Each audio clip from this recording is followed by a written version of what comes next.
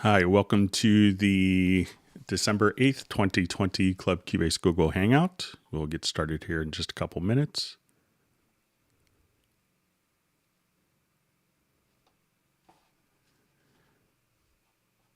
And I'm just going to do a quick test here, make sure everything is going through as expected.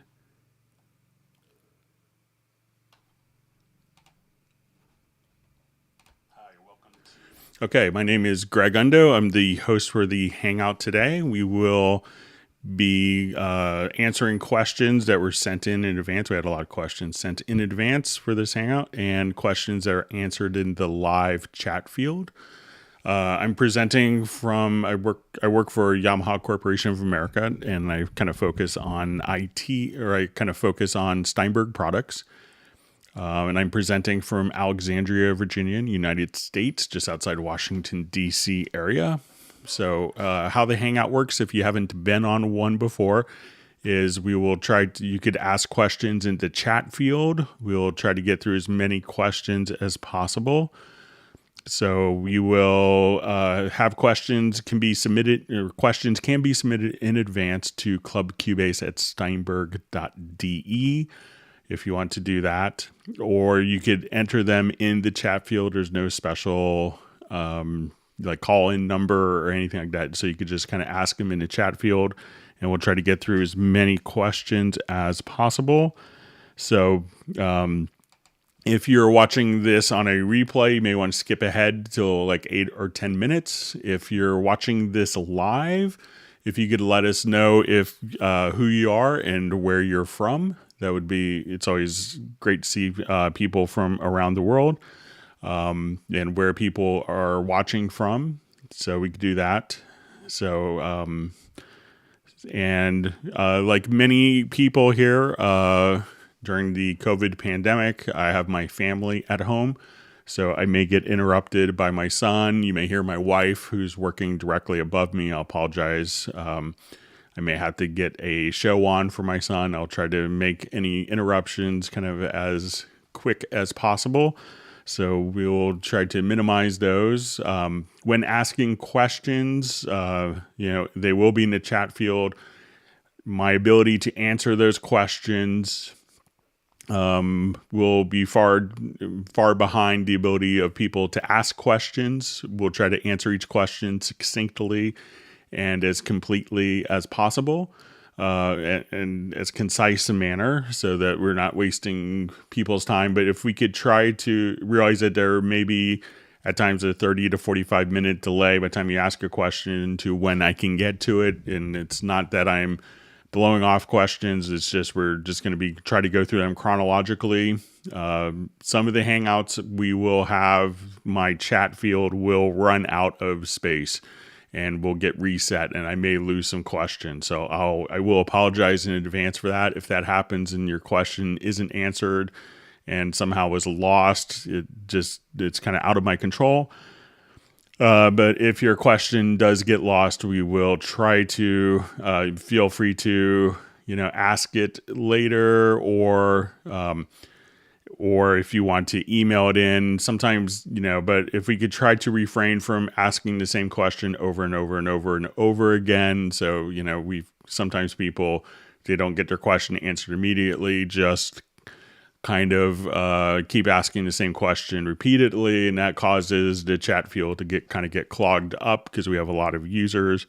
And as we're kind of working with that, if we could try to avoid that, that would be helpful as well. So also, if this is your first Club Cubase Google Hangout, please let us know if this is your very first Hangout. So, and we will get started in just a couple minutes. Let's see who's on the Hangout. So I see we have Ace from Texas, I believe.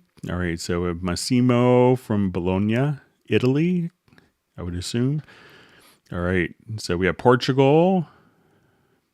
All right. All right, so just kind of catch up. All right. All right, so we have Norway in the house. We have Jay from Connecticut, New Haven, I believe.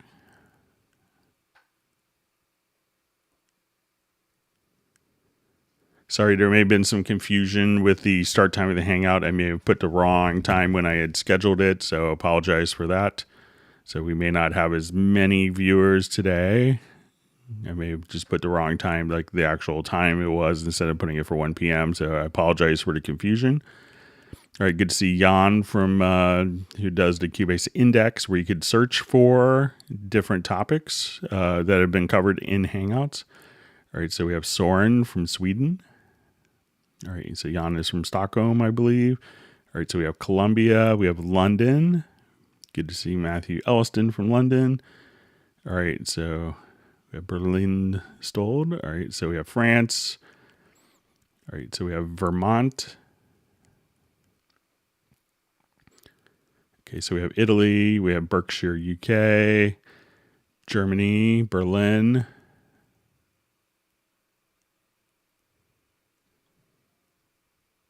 We have Jacksonville, Florida, Israel, Denmark, Canada. Do we have Jazz Dude, who's in Heidelberg, I believe. All right, we're going to just let some people get logged in here. All right, so we have Agent K. We have Pablo Vasquez from Galicia, España.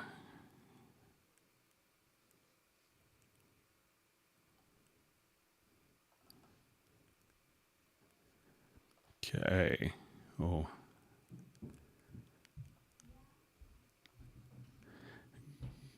All right, so we're just seeing some questions about zooming.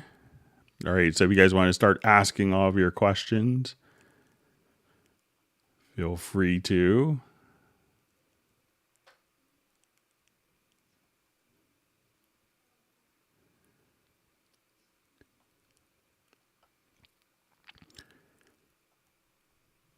Okay, we'll get started here in just a couple minutes. All right, good to see Neurotic Nexus on Hangout.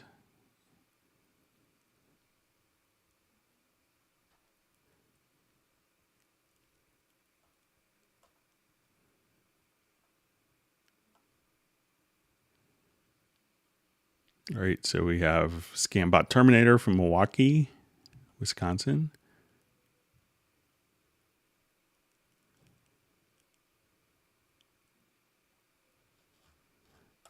All right, we'll get started here in just a couple minutes.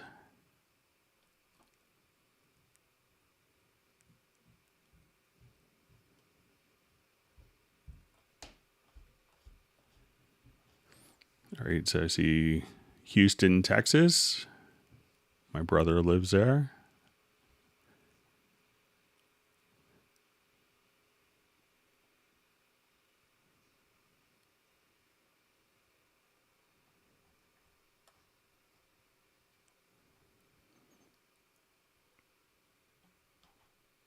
All right, so we have Taylor from Pine Grove, Pennsylvania. All right, so seeing some more questions coming in.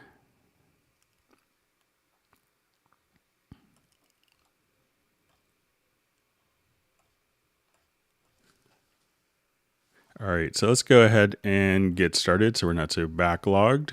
All right, so question from Ace Amadeus. Hi, Greg. Hope you and your family are doing well. Tried a demo of Iconica. Just purchased the full version. Do I insert new serial number into the e-licenser to convert to full version? Don't have to re-download. So all you have to do is when you purchase the version, you'll have your download access code or your e-licenser code.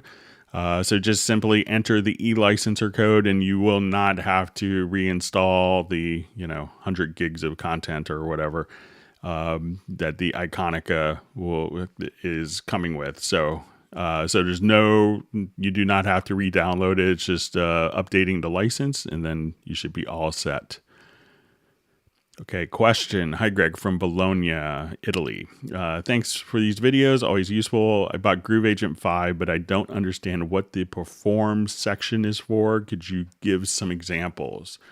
Okay, so let's come over here. And I'm going to... so in the full version of Groove Agent, you have a little performance tab. So at this point, we could just kind of come over here. We could activate this, and this is going to allow you to do kind of like different note repeat functionality. So I'm going to set up my keyboard controller for the correct octave. Bear with me just for a moment. I'll just put a MIDI monitor on and okay.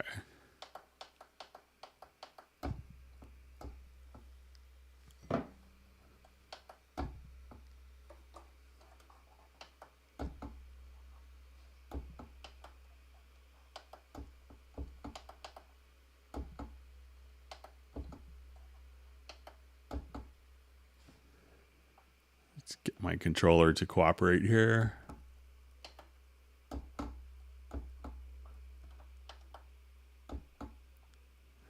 Get it for the right octave so I could trigger it.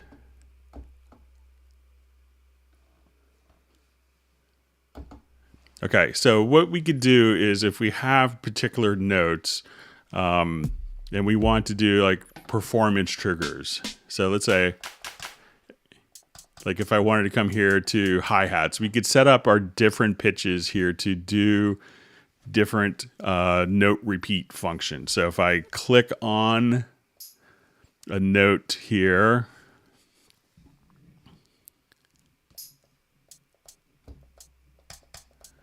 we could kind of activate our note trigger. So I'm going to, when I play the note, I could now just kind of trigger.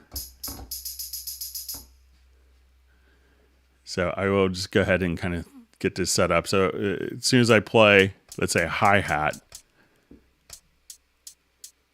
I could do like quarter note triplets.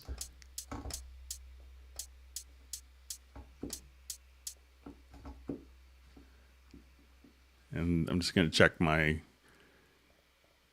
MIDI monitor one more time just to check. So what you could do is kind of trigger different particular notes.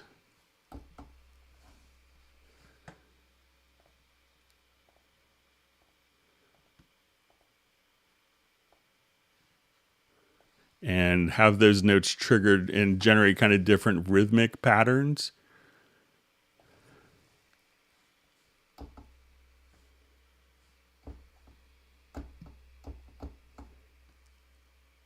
Okay, so let's say I want this to be set to 16th notes. I can now play. You could trigger the sound. So let's say we'll take this hand clap.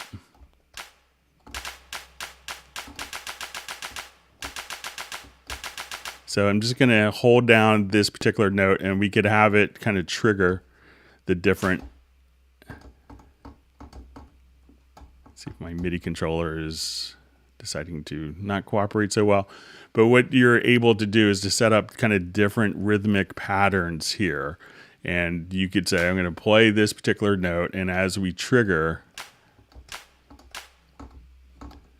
so my Nectar controller is not cooperating, but this could, in fact, do what's called like a note repeat function. So you could do like 16th notes, you could do dotted eighths, and then you could have it change velocity. But this would allow you to do different kind of note triggering options. Let me see if I can get my controller to wake up.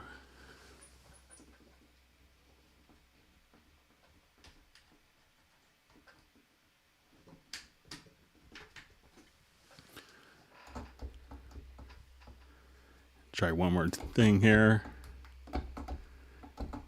Got to reinstall the drivers for my Arturia, but that's what the performance section allows you to do. So you could actually just say, I wanted this to do, eighth note, dotted 16th notes. You could have, okay, I want this to be half note triplets, and I want the pattern to change velocity or pitch kind of like this.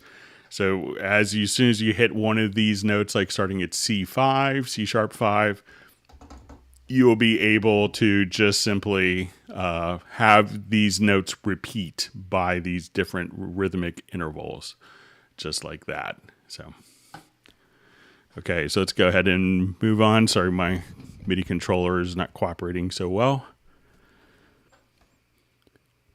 Okay, so just see question. Recently bought a new keyboard designed for Steinberg Cubase. It's from Editors Keys. Does any of you use this type of keyboard?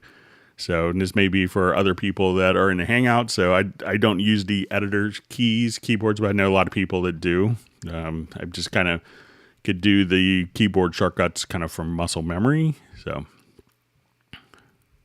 but they're helpful for a lot of people. Okay, so question. I've been using 10.5 LE AI PC and know I have to upgrade to Pro or Artist. There are enough difference in operation that training videos don't transfer quite right. So it's always going to be a great investment. I think jumping from the lighter versions of Cubase, if you have a 10.5 LE AI that probably came bundled with a piece of hardware. So, jumping up to Pro or Artist will give you, significantly more capabilities. And I think by time, I see a lot of people use the free program and then buy $3,000 of plugins to get the same functionality that they could in just upgrading to Cubase and have everything integrated. So I think it's a good investment. Okay.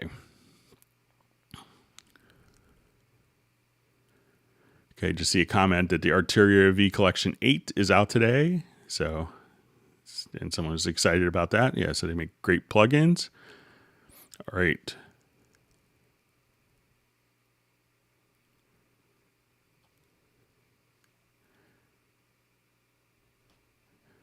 Okay, so we see hi from Finland. Here, Finland Day is Finnish Music Day and the birthday of Sibelius, one of my favorite composers.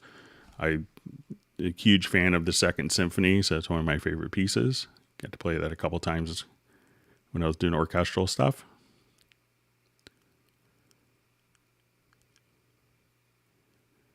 Okay, just going through some introductions. How to make effects build up for a drop.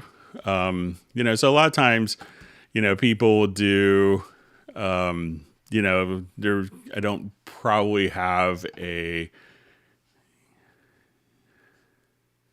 effects I probably don't have a good example for kind of like a riser.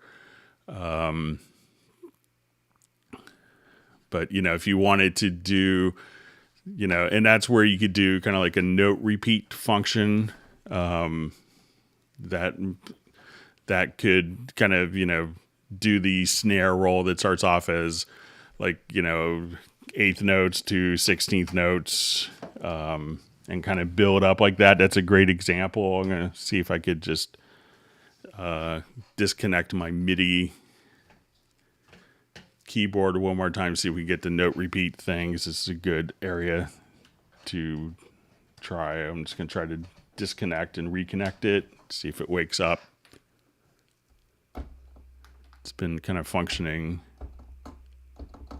Okay, so maybe we'll see if this is kind of working as expected. Okay, I'm just going to check my... Okay, so now we'll see if we could get this going with the Groove Agent. And this is kind of a similar thing, like rhythmically, what a lot of people will do is set up.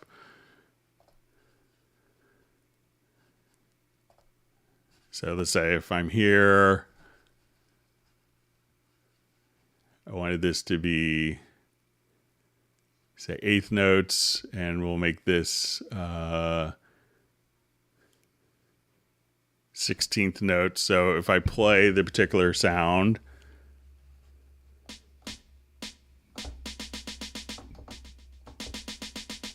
so at this point I could say, okay, I just wanted to do this. I'll just kind of drag this over. Let's go to velocity. So as we play the sound,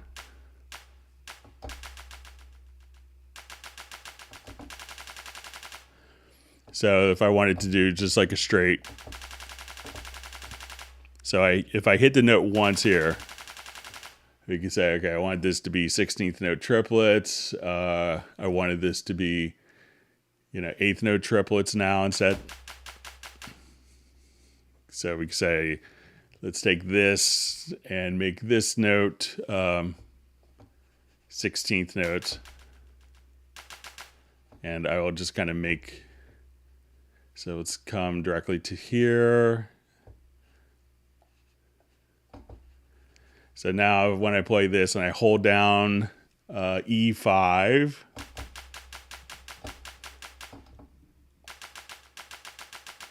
and then if I go to F,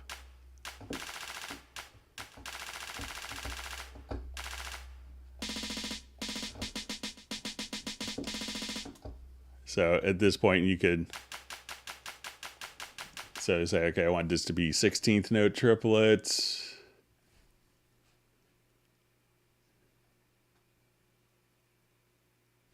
So at this point, so you could start off doing like 8th notes.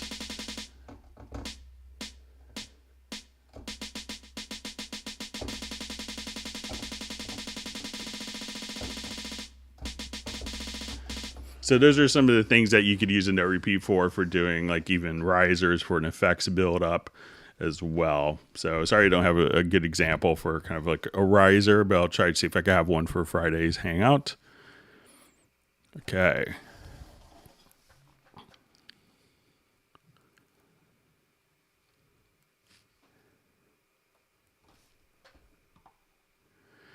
Okay, how to make drum MIDI use stick brush jazz genre. So, you could, one of the kits that you get with Groove Agent, I think we showed this a little bit last time, that's really kind of set up with brush samples and a lot of brush work if you don't want to spend a lot of time programming it, will be the Simon Phillips jazz drums. So let's come over here. And there's a lot of different brush kits directly within the Simon Phillips jazz drums. And, not only do you get the great samples, but you actually have Simon Phillips playing them for you. So I'll just go ahead and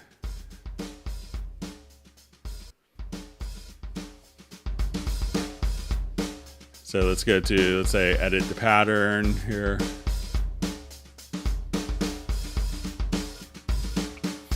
So when you kind of look at the kit itself, this is kind of just the jazz kit. And then when you go to the patterns,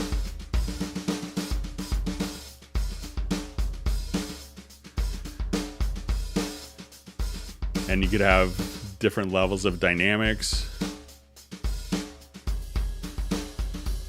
different levels of complexity. So you could have like a lot of intensity in the pattern, but soft dynamics, or simple pattern, but loud dynamics, or anywhere in between.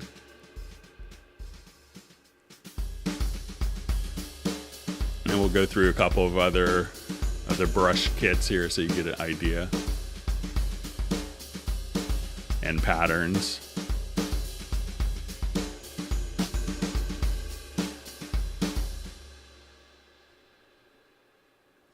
So as I want to just kind of come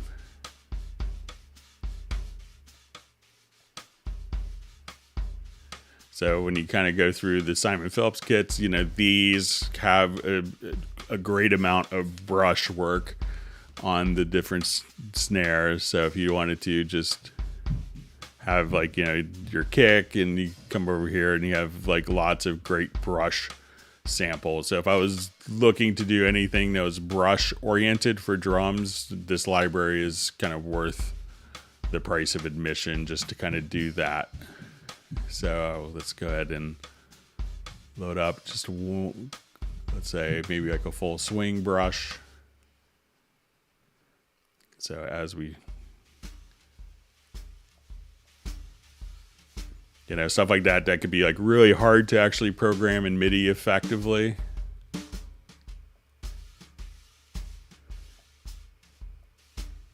And this will automatically follow whatever tempo changes you have. So if I just adjust the tempo here.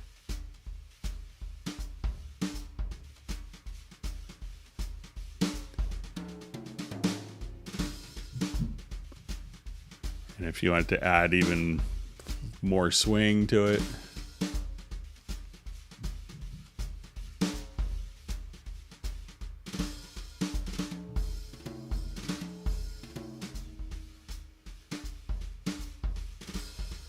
So I think that's probably going to be like the best brush stuff that you could get on kind of anything for like programmed drums.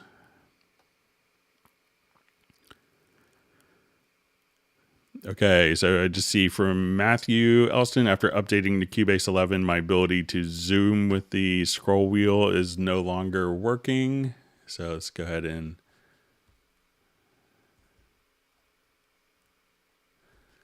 So let's say if I'm over here. So it seems like mine is kind of still working as expected. So let's say if I have my play position here, so I'm just holding down, check to make sure, that the modifier, I'm currently on Mac, so my modifier is just the command key, but you can come right over here and just be able to zoom using the mouse scroll wheel, so you can zoom vertically or horizontally rather just by doing that. So give that a shot. I'll check to see if there's a preference for that. So sometimes some of the tool modifiers may affect that. So I'll just check quickly under preferences.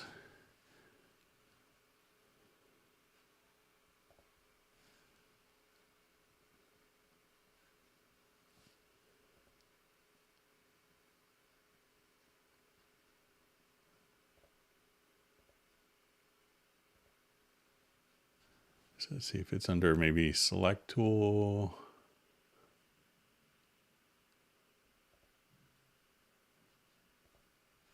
Yeah. So, but check just again to make sure. If you could, Matthew, just let us know exactly which modifier that you're using for zooming. But I think that is kind of working as expected for me. And I know I was just doing it over the weekend on my PC as well. So let us know. All right. Good to see Robbie Bowling from Dallas. Okay. So just see question, a more detailed tutorial for Yamaha MX61 and Cubase. So, I don't have a, Yamaha MX61. I could see if I can maybe borrow one from the company and see if we could do one, but I currently don't have a Yamaha MX61, but I may be able to get one on loan. Okay, so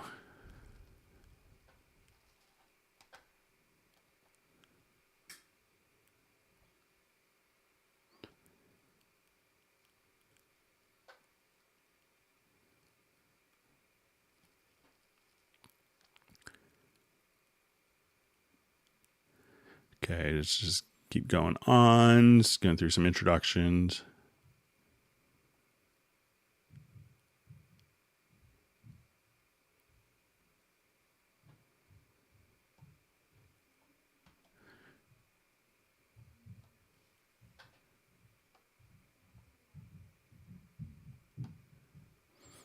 Okay, so my timeline jumped on me, so let me just scroll back.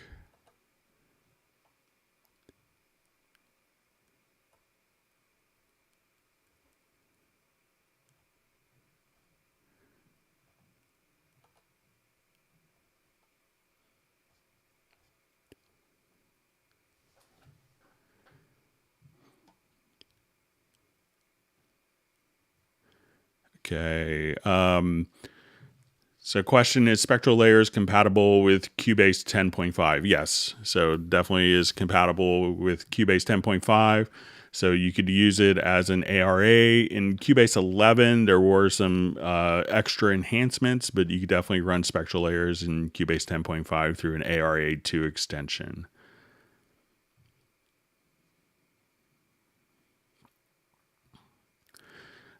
So question, will Wavelab 7 run on Windows 10? So after your email this weekend, Taylor, I gave it a try, and I was unable to get Wavelab 7 running on Windows 10, and I saw that in the system requirements, it only listed Windows 7 and Windows 8, and there was a patch for 8.1.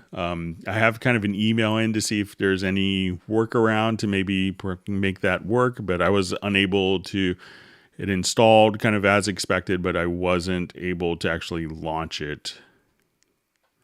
So I may say that it might have been too early a version for Windows 10.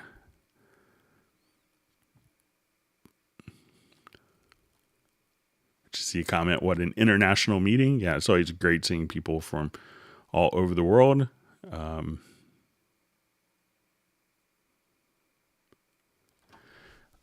So hello, Greg. Question. In the editor section at bottom, when selecting a controller event like velocity or volume and so on, there is a system exclusive choice. What is that and what would I use it for? So if we have, let's say, some MIDI data here. So let's say I have a MIDI part.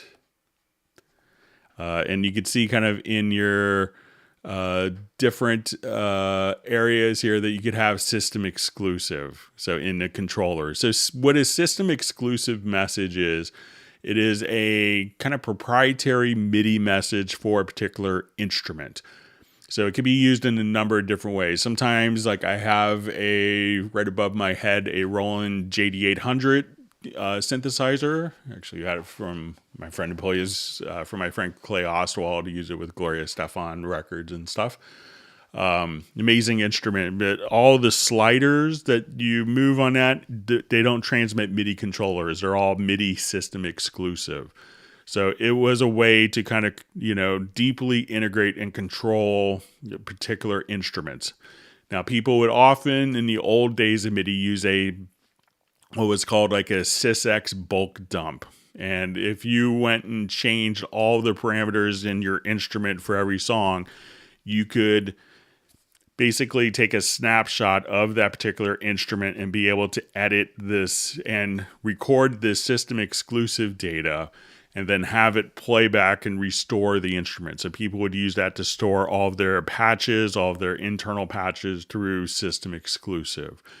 So it's kind of a proprietary MIDI messaging system that is particular for each instrument. So a sysx dump from a Roland D50 won't be read by a Korg M1. It could only be read by D50 or probably its rack mount, version, a D550. So those are like particular messages, and often when you look in the back of like old synth manuals, you'll see a system exclusive chart. So if you wanted to turn on this particular function of the program, it could be done through a system exclusive message. So that's what system exclusive information is.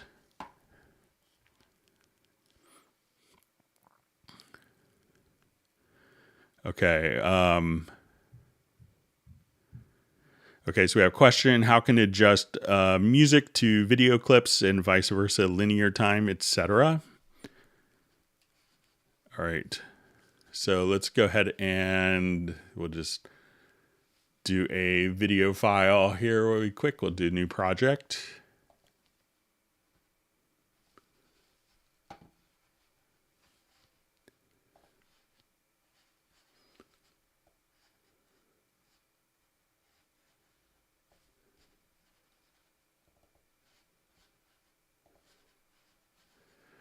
Okay, so let's say we have our video file, and I'm just going to hit F8, and that will open up our video window. So as we want it to come here, I will just open up an instrument. Let's say I want to do pad shop. Might play one note and have an instrument kind of sound here. So let's go ahead and let's say we'll do 80s film intro. All right, so let's say I have this particular sound, and I'm going to be cheeseball, a film composer, because I'm not a composer or player. So let's say I wanted this to actually, I'll start recording my MIDI part here. So let's say I'll just come back. Okay.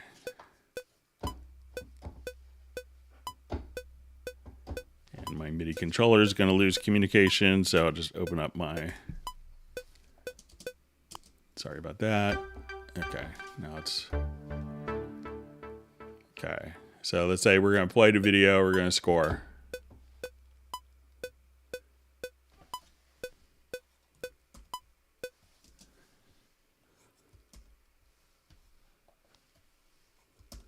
Okay, so I'll just do it from my software controller.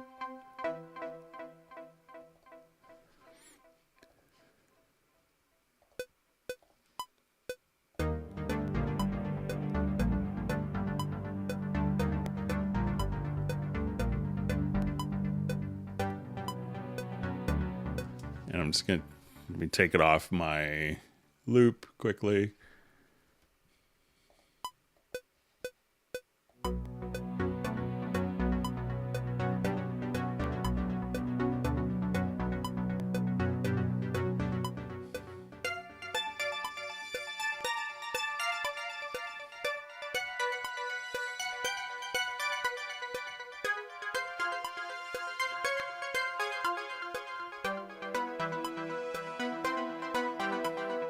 Okay, so let's say I have this and it's my horrible soundtrack. All right, so we'll just...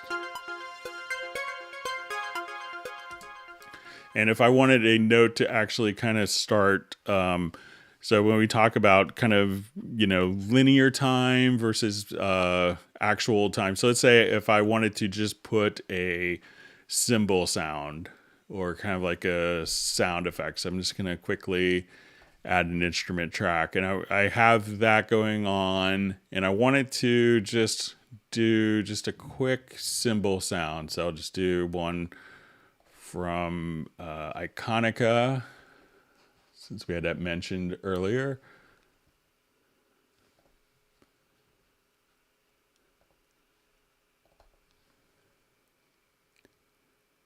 And I will see if we can...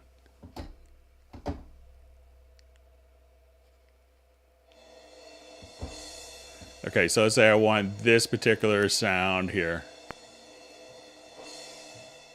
to line directly up. So I'm going to just play this and record.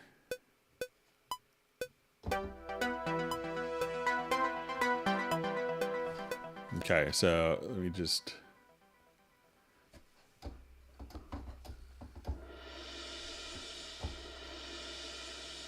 Okay, I'm going to check one preference here. Just make sure I'm not going crazy.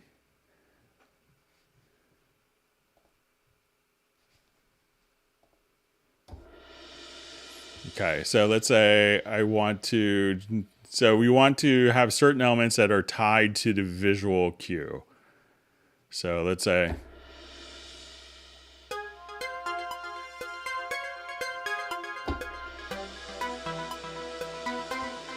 So let's say I wanted that cymbal sound to come in exactly where the cloud starts. All right, so if I want that kind of tied to that of part of time, but not tied to the bar and beat or follow tempo changes, this is when I would place this particular track into linear mode. So now when I go to linear mode, and let's say my tempo is 120 beats a minute, I'm going to go to 100 beats a minute. And we could hear the rest of my music kind of speed up. So as we do this, or it's going to slow down. But that cymbal is going to come still at the same time. So that's not affected by the tempo changes, but is locked to the time. So if I go from, let's say, 120 to 160 beats a minute, and I'll just go ahead and duplicate this. So that event will always stay at that particular... But this event, regardless of tempo, is going to still happen when that particular sound, when that cloud comes in. regardless of the tempo change. So when a track is in linear mode, it's not going to follow the tempo changes. When it's in musical mode, that track will speed up and slow down with the tempo. So hopefully that makes sense.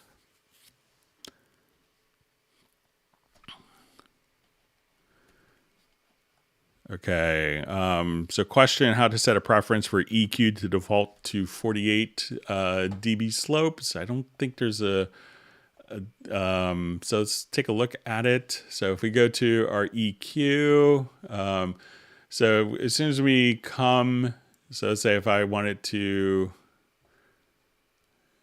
let's activate our low end. We'll just turn on our pre. So let's say we'll start with our low cut, and we wanted this to. Let me just.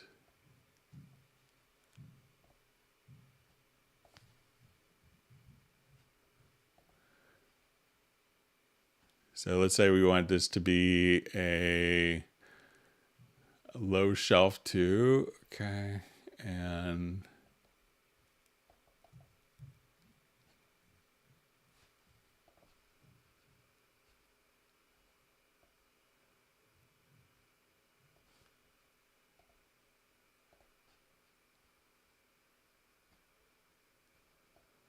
All right, so let me just.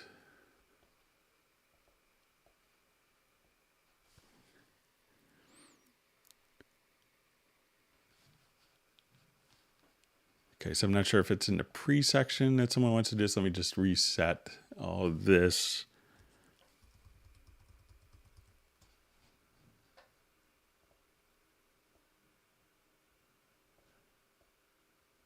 Okay, so let's say we turn this on. I'm just blanking where. But I think if you want to come over here, what you could do is save as default preset. So you could try that, and even within the EQ, I think once you save it as a default preset, you could set kind of the slope. I'm just blanking on where to do that right now, but I know it will come to me later. But you could kind of set the slope, and then I think once you just save that as your default preset, that will automatically load up. So give that a try once you change it.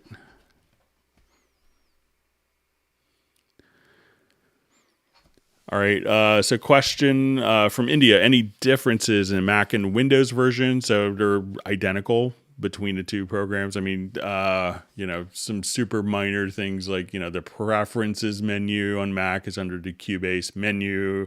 On Windows, it's under preferences, but really the programs are identical between Mac and PC. All right, good to see Michael Teams from Weatherford, Texas.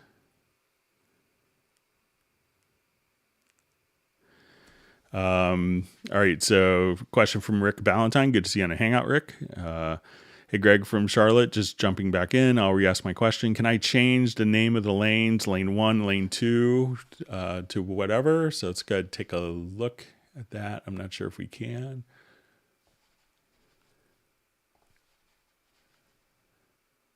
Just do a new project here quickly. Let's do just a quick cycle record.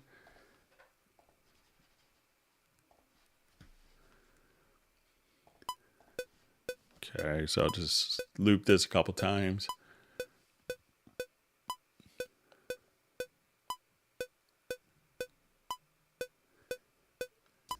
Okay, so now we'll go to our lanes. So I don't think that these are nameable, but I think that let's see, if you select the event, here you could relabel the event.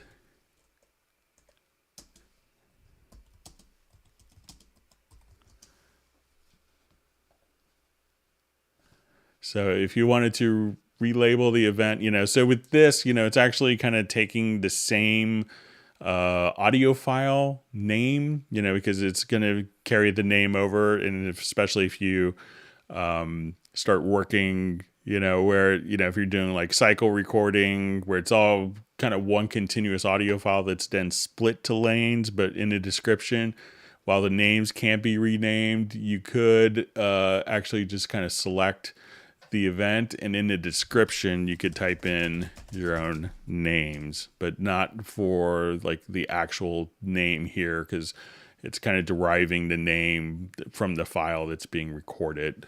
So, but the description could be changed, but not the lane track name. So I hope that makes sense.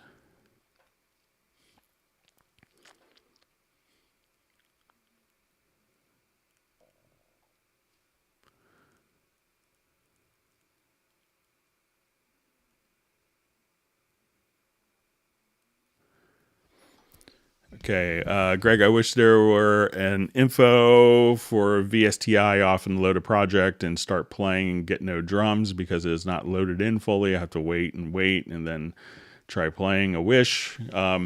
So, we could give you like an indication that, the project is loaded up, so let's say like a lot of times as a project is loading, I'll just load a big project here. So let's say if I load up this one, this has a decent number of samples. So we kind of see this information here that's loading mix console, and it's loading up the samples in the background for you. So while the project is loading, so once I do this and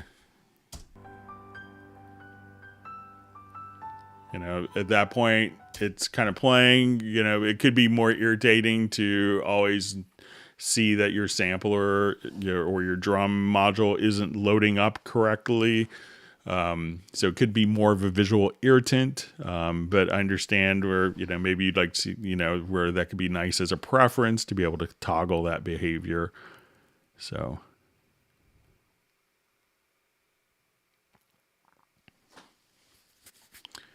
Okay, good. Great to see Millard Brown from Pennsylvania on a Hangout. All right. So I just see a question. Hey, Greg, I'm having a problem lining up my audio beat song that someone sent me to line up with my MIDI files to change the tempo. What am I missing?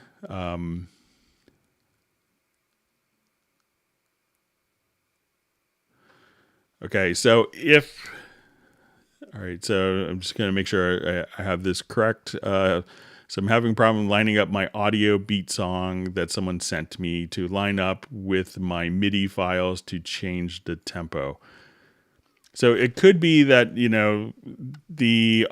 if the audio files themselves don't have a particular tempo that's been defined, that could be problematic. So let's say if I want it...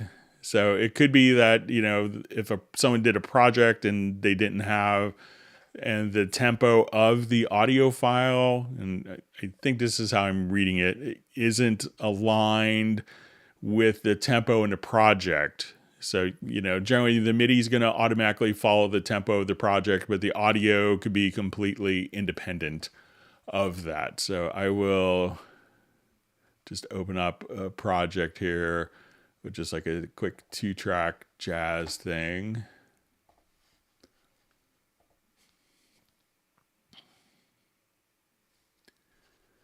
Okay, so now let's say if my audio file is playing,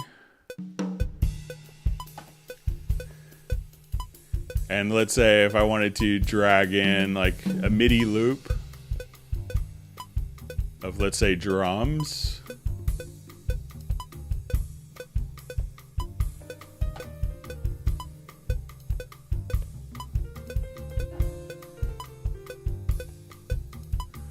So let's say I listen to this particular. So let's say this is MIDI information and I drag it onto my timeline. and I will just turn my snap on. So as we snap right here, we could see that this will play. I'm just going to adjust my volume of my jazz piece down. So this is playing in tempo, but we don't have the, but the audio isn't following this tempo. So audio often with, generally MIDI information is going to follow the tempo unless you put it into linear mode like we saw before. So if I wanted my MIDI to match the audio, but the audio isn't with a particular click track, as we could hear. So what I could do now is just select the audio. At this point, go to your project and do a tempo detection. So analyze this.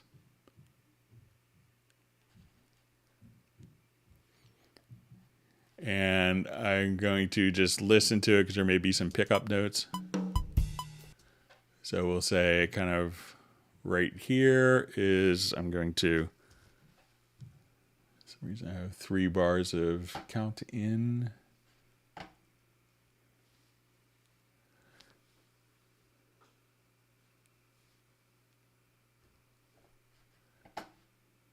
Okay, so let's say we want this to be, so right now we're in 1/4 time. All right, and I'm just gonna do the tempo detection one more time just because we're on the offbeat. So I'll just listen to it this time, that'll be helpful. So I'm just gonna select that audio file, do my tempo detection. So we have to figure out what the tempo of the audio is. So I'll do a quick offbeat correction.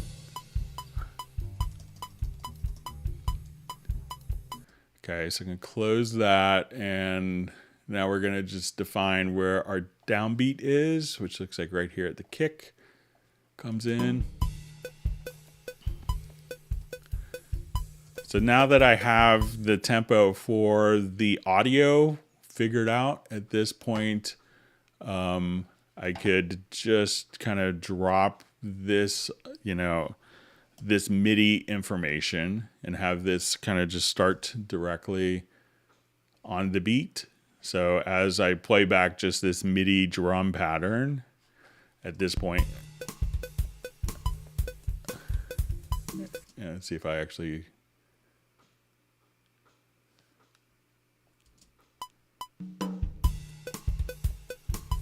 so, and then once we kind of have that, then, this will, you could have the MIDI. I'll just place the MIDI into musical mode now. So you could just have the particular parts or the tracks themselves in a musical mode. And now the MIDI is going to follow the tempo changes of the particular audio file. Now, if you needed the audio file to play back perfectly steady, to match the tempo of MIDI, kind of the opposite approach, all you'd have to do is, I'll just quickly remove this track, is select the file, go to your audio menu, and under advanced, you'll say set definition from tempo. You'll hit OK. And as we listen to this now, I will, so let's say if I want this to be 120 beats a minute, now every single beat of the tracks will change, and I could just say, okay, let's make it 144. And now this is going to play back at a perfectly steady tempo. But we have to figure out what the tempo fluctuations were at first for it to accurately do that. So hopefully that makes sense. If I'm misunderstanding, let me know.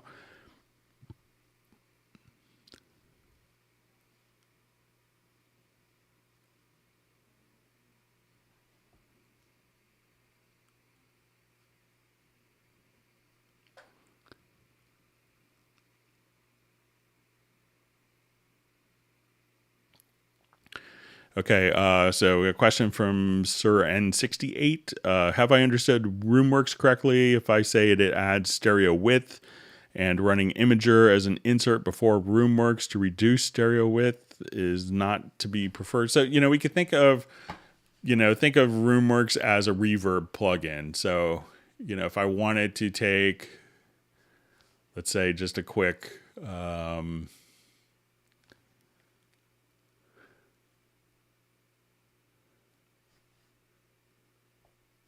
I'll just open up this project. And I'll just go to my sends here. So let's say we have our vocal. So I will come right over here and I'm going to add a RoomWorks to it. And this is one of the kind of earlier generations of reverbs, but still great sounding.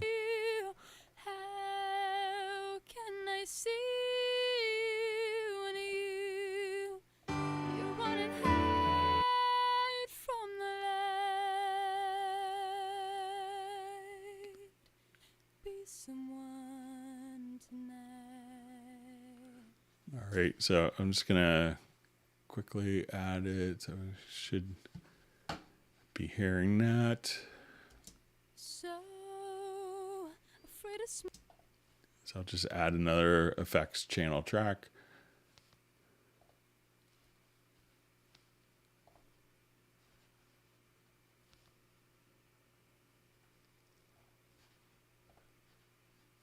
And I'll just put this on a quick.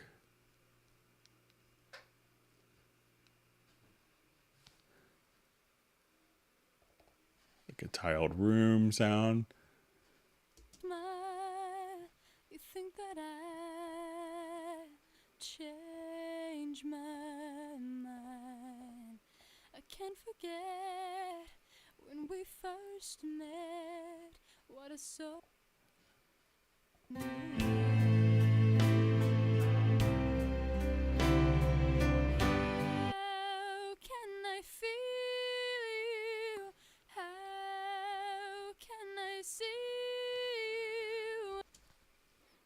All right, so we just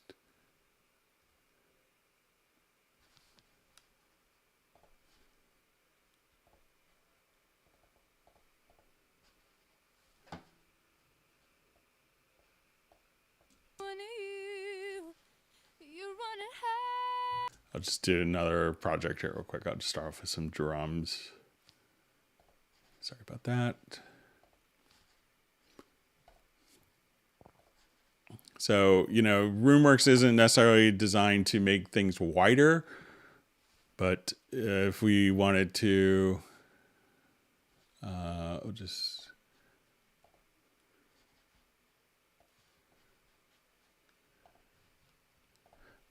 so if we wanted to work with that, so let me just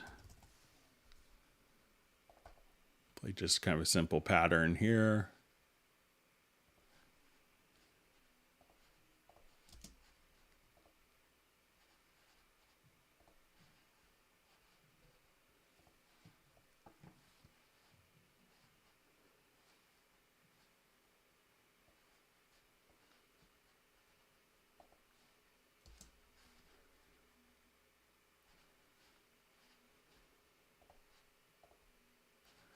All right, so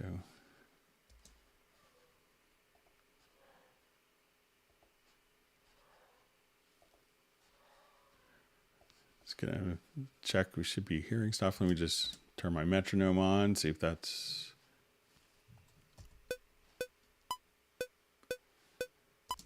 Okay. Try one more time. Sorry about that.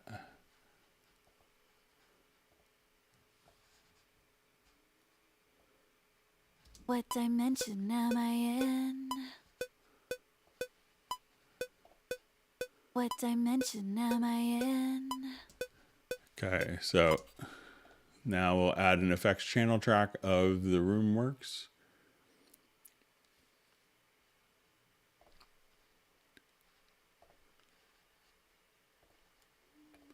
Okay, so I'll try this again, see if we can.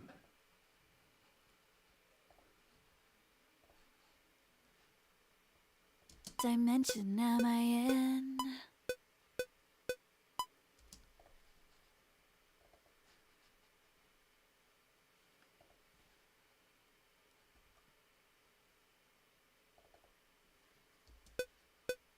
What dimension am I in?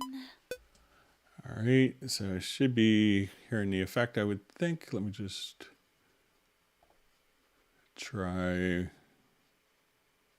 see if it's just that particular plugin that's not acting well.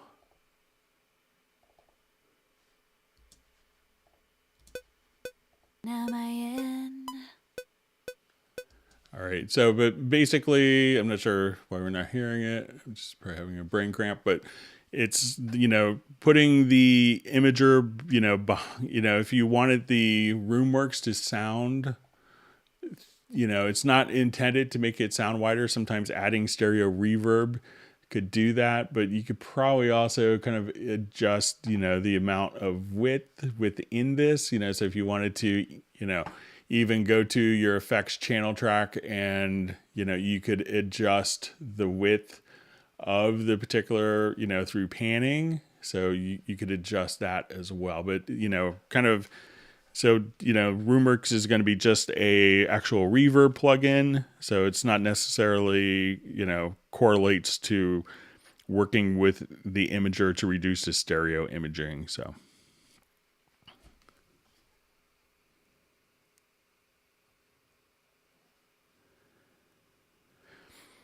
Okay, so question from Sub403. Good to see you on a Hangout. 2 questions. Is there a key command to expand, collapse the different tabs, i.e. pre-insert sends in the mixer with one command when highlighted? So let's go ahead and take a look. I'll just add a bunch of audio tracks here.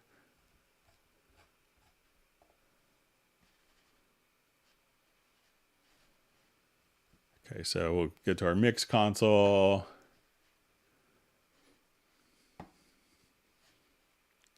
And let me go to the larger mix console. So if you want, you could, go to, let's say, your EQ, your channel strip, and so I'm not sure if there's a hotkey to do that, but you could, let's go to this little, so maybe if you check the exclusive expanded rack, that when we come here, that I believe closes. So you see this little drop down menu, you could see the exclusive expanded rack. And that way, as you click on another area, that will only show that particular area and will hide the other ones. And if that preference is turned off, you could have multiple sections and multiple tabs open. So I think you still have to click to activate which ones are going to be set. But if you wanted the other ones to automatically close, try just checking exclusive racks. And then as we come to, here, I go to my EQ. I'm only going to see that. We could close. So, but I think you may still have to physically click to select which one is active without having a key command to do that. But I could be mistaken.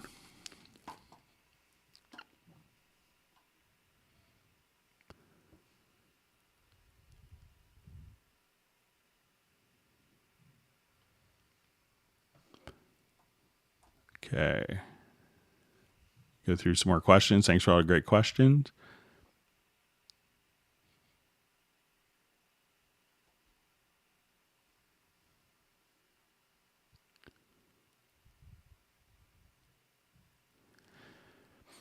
Okay, so question number 2, how do I assign Machine Studio in MIDI mode to control the scrub feature? So, what you could,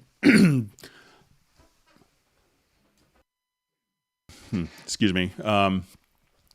So what you could do is probably set it, I'm not that familiar with Machine, but if you get to your studio setup and go to like generic remote, so probably some of the functions that you could do is if you go to, might be under transport, let's say device, and let's see if it's scrub is in here. So you could jog left and right. You could also just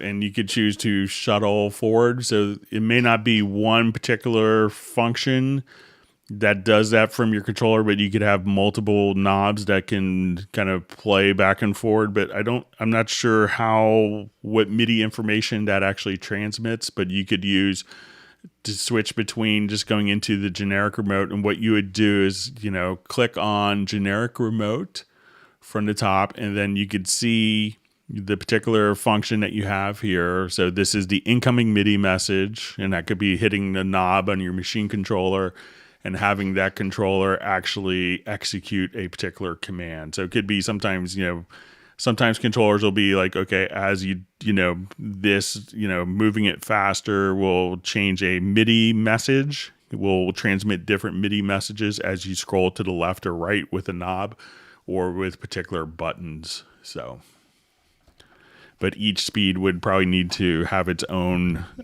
speed set up as a different MIDI message.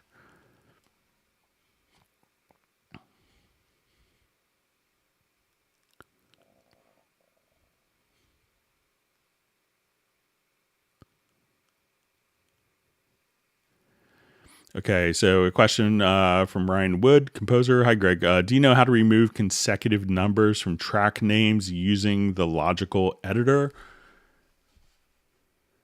Okay. Okay, so let's say like here I have audio O2, so let's say I want to remove, audio numbers from audio 2 through 16. Let's see if we could do that. So let's get to the project logical editor.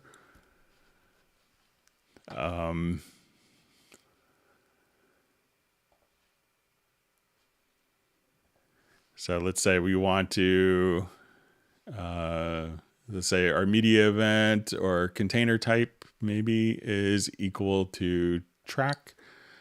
And under naming, let's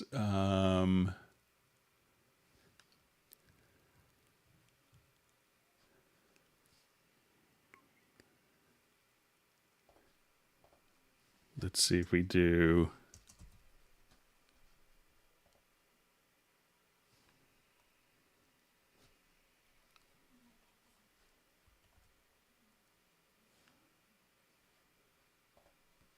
so I'll just say 02.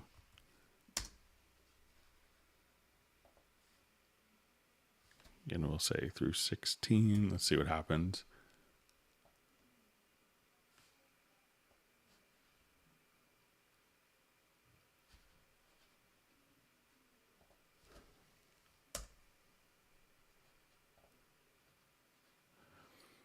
So we could say replace search string of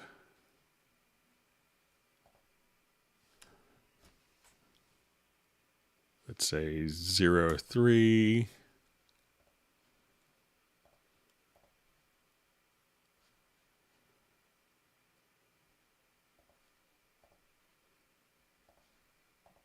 And let's say 04.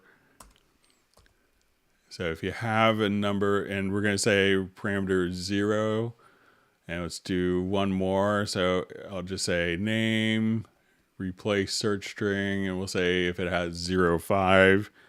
And once you kind of make this, if this kind of works as expected, at that point you could remove numbers and you could just have that kind of entered in once. So you could say remove 01 through 99, and then that could just automatically replace it with blank. So as you can see, we have 3, 4, and 5. And at this point, I could just say anything that has the names 3, 4, and 5 in the tracks, just remove those numbers and replace it with nothing. And then you could just, at that point, get rid of the numbers. So give that a try, Ryan, and let me know how that works out for you. All right.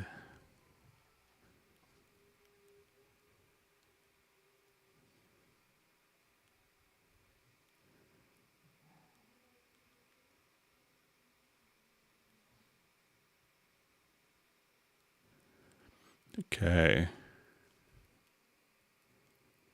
So I'm seeing maybe a question in Russian or Greek, maybe. So I'm not sure if there's a way to translate that or if someone's able to translate it from Paraphrase Records. Sorry, I'm just a dumb American that only reads and speaks English, a tiny bit of Spanish.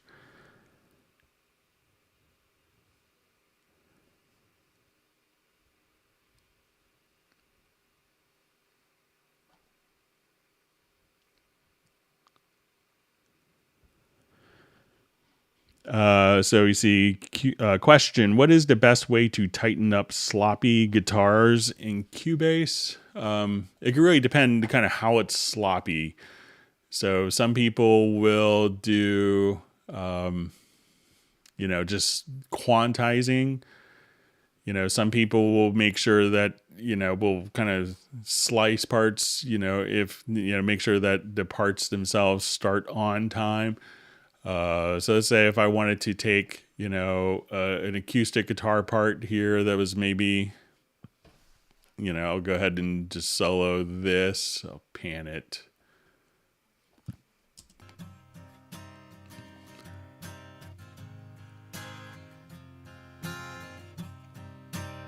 So let's say I just want, and maybe that we wanted that to be a little tighter. Some people will just do, okay, I want to quantize this to eighth notes and go to audio warp.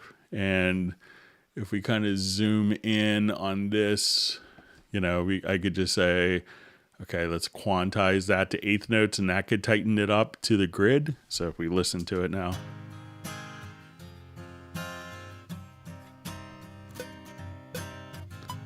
And sometimes people will go through here and go to like free warp.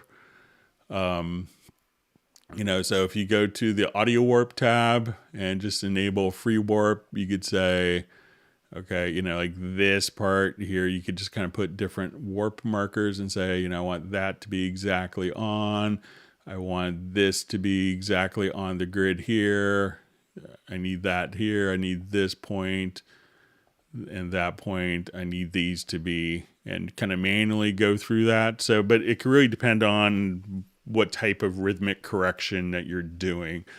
Ideally, you want the best performance, but we don't always get that. But kind of doing a lot of free warping is a great way to kind of work on that as well. All right.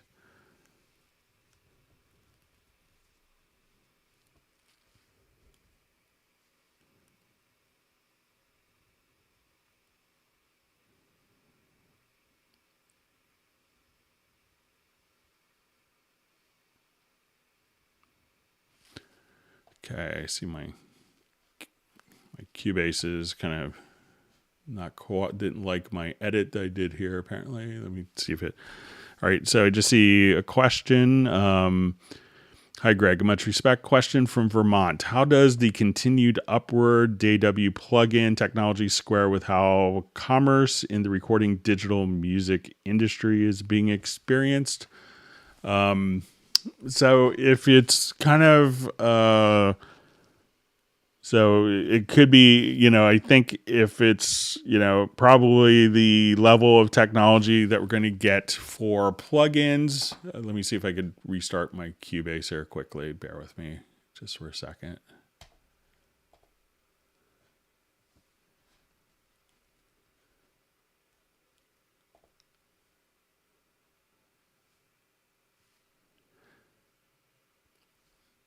See if it's going to restart. I may have to restart the Hangout here sometimes.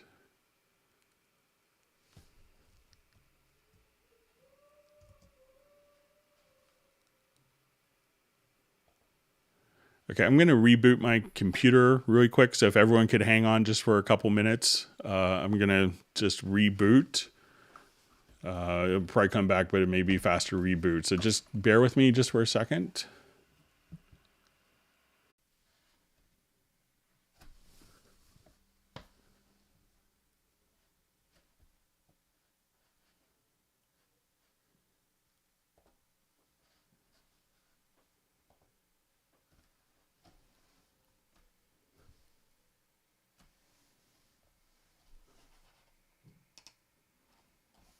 All right, so I think we're almost back. Let me just do a quick audio test, and I'll just make sure everything's coming through okay. Sorry about that.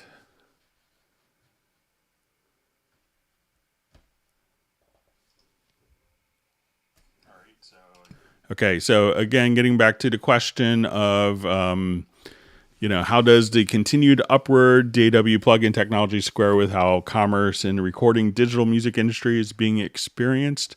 So I would say it's going, if you're looking at recording studios, it's obviously put a big dent in kind of large format, large traditional studios. I would say that probably their business, because of DAWs and the accessibility of technology, high quality technology, has put it kind of a damper in a lot of rooms that were kind of used for stuff that could be done at home. But I would say that a lot of the people that have those rooms have certain skill sets, and those skill sets are people will still often pay for. So a lot of people can manage a room and still running a room because people will pay for their particular skill set. So I think, and they're able to do recalls and make little changes much faster. As far as like the digital music industry for streaming, there's not as much money in it for composers, for artists. So being able to do stuff for a lower budget makes it more amenable to actually continue to release tracks and do stuff that may have been cost prohibitive with these, because the scales have changed from, selling CDs, and obviously there's no concerts going on currently. So that, if someone, wanted to be able to, who wouldn't do a project because it was cost prohibitive to go into a traditional studio, could do it at home and still come out with great results. But I think, skill sets are still skill sets, and people that are really good can still work in a great room and can justify doing so. And for other people, it's, while you can have the same tools, I could have the same, word processor that John Grisham has, but I'm not going to write like him. So, okay. Okay, going through comments.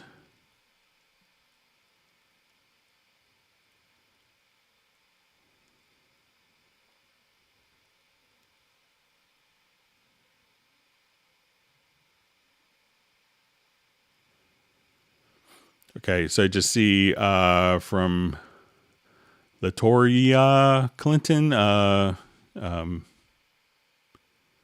So just see, maybe this is a response to someone else's. I'm trying to match the tempo to video clip, not time stretch. Trying to use the time warp feature, work video clip. So if you're trying to create a, one thing that people will do when doing, let's say, a video project is often, some people will just kind of listen to it and kind of tap along. I've seen composers do that. And when they're first watching a particular video track to get maybe like just a sense of tempo, and they'll just kind of, and as they're working with that, they may just do a tap tempo. So I'm going to, we'll just import a video track here. So I will, and then some people will go through and use, like time warp tool pretty extensively. So let's say we watch our video, and people will often, just kind of go to, I think it's in the project menu. You could go to the beat calculator, and I see some people will just kind of tap and just kind of, and as they have this open, they'll just kind of tap along, or they could do it with a MIDI note as well, and just kind of get a sense, like, as they're watching it, you could just say, okay, we're going to do a tap tempo. So as we're playing, let's say we play the project, I think we can do this, maybe not, and just kind of come here and tap on the space bar and say, oh, it's maybe 118. So they could start with that as a tempo. Now, as you're also working, you could do some technology called the time warp tool. And what this will allow you to do is to say, when we're watching the video, We can say right here where we go to this park, that's where I want measure 6. So you move measure 6 to right there. And we can say right at this point where we see the clouds, I want that to be measure 12. And then with the time warp tool enabled, which looks like this, we could just kind of make measure 12 fall right there. And now as we play back and we put the metronome on, we could have 6 measures of data, of playback. So that's how you could kind of go through and do some of your different aspects to kind of match up tempo after the fact. So I'll just quickly activate this so you guys could hear.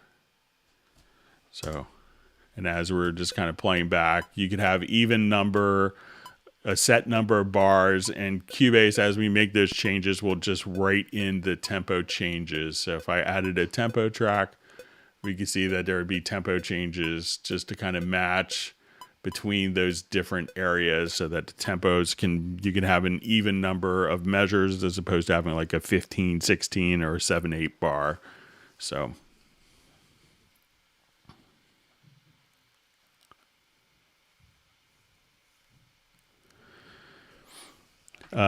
question, what is the best way to bulk export a bunch of MIDI tracks with patch names at once, or is the only way just to do one track at a time? So, if you're doing, so let me just, so if this is doing MIDI tracks, I would try to set it up for instrument tracks. Because, so let's say if I have, I'll just get rid of these tracks here in this project.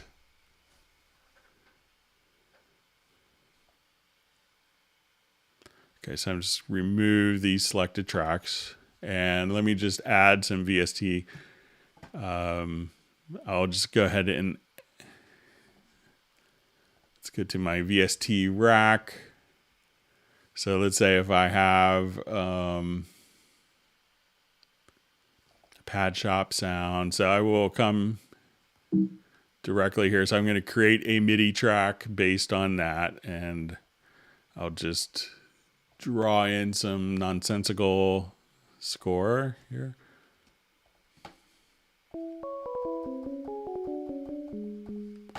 All right, and I want to add another MIDI track. So let's say it's going to Mystic. I will copy the same data down, and let's come over here. Let's add another rack. Let's say Retrolog.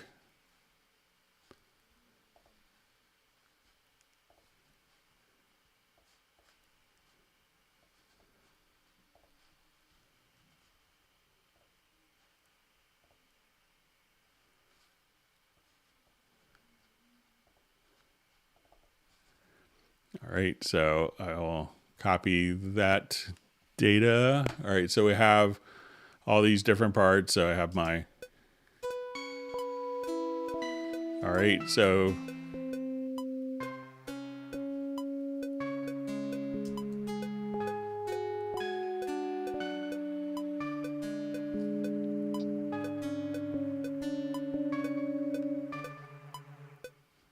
let me see if my computer's going to wake up again on me here. Sorry.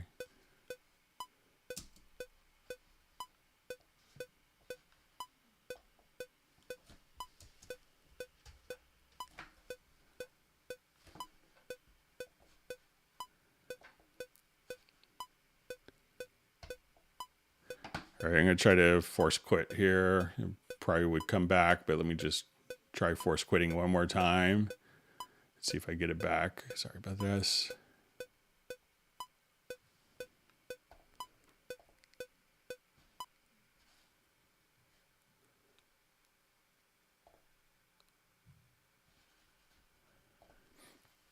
Okay, so if we, I would, if you're doing MIDI tracks, I would try to migrate. There's going to be a lot of flexibility and more options when working with instrument tracks. So if you're still kind of working with MIDI tracks, you may want to consider doing migrating it over your template to instrument tracks, which I know is probably not fun to do, but let's go ahead and just try it again here. Sorry about that. Don't know why my computer's being fussy today.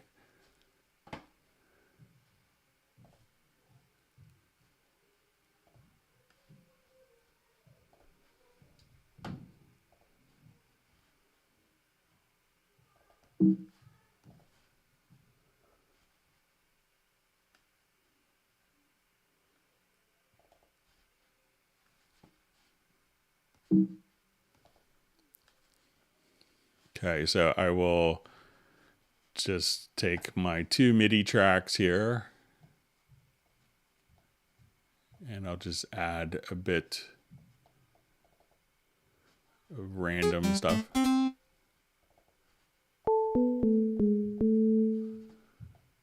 Okay, so if you wanted to export these as audio, you would just kind of, let's come here and say, okay, let's go to our audio mix down.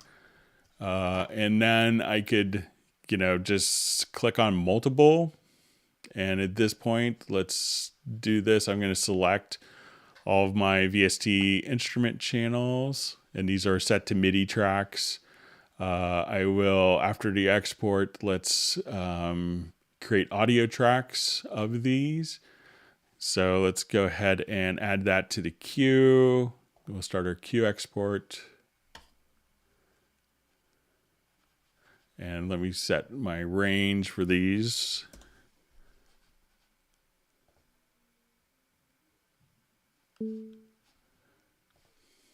And then you can see that these will just be my stereo out. The mix between them will be exported.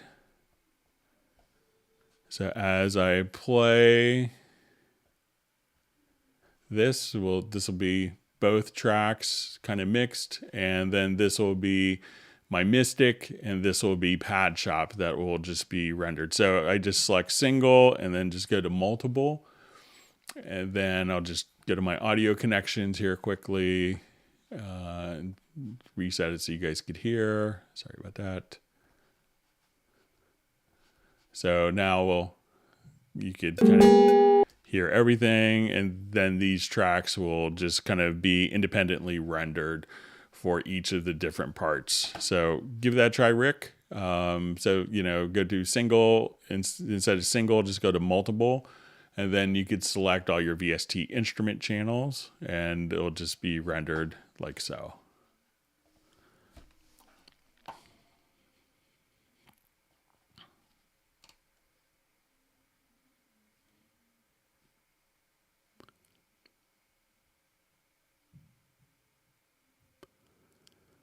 Okay, so I see from Michael Romanowski. Good to see you, Michael.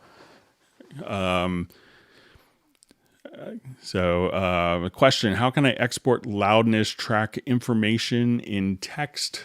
So let's see if we can do this in Nuendo, because in Cubase there's no loudness track. So I'm not sure if it's actually exportable in text, but we'll take a look. So let's go to Nuendo 10.3 and look for Nuendo 11 coming out tomorrow.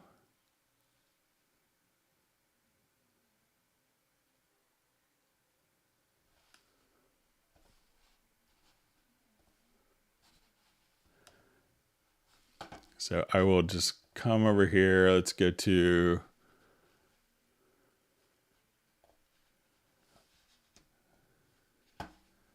all right, so I'm going to add a loudness track. This is one of the things that's kind of different from Cubase and Nuendo, is that we could have a loudness track. And let's go ahead and activate it and record.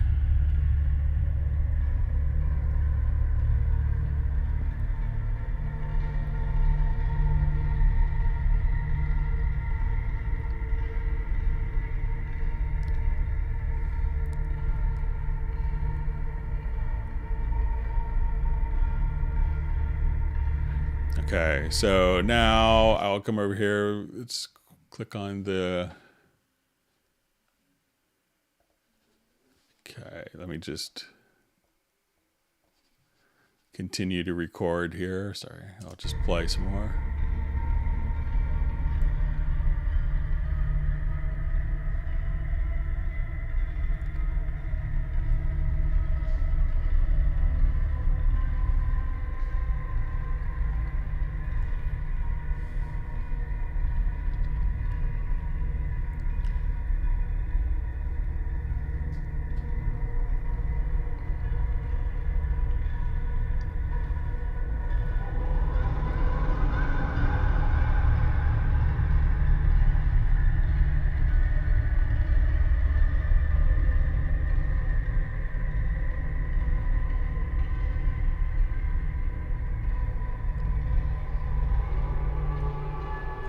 Okay, so let's see if this quick analysis, let me just set the range here, see if that makes it different.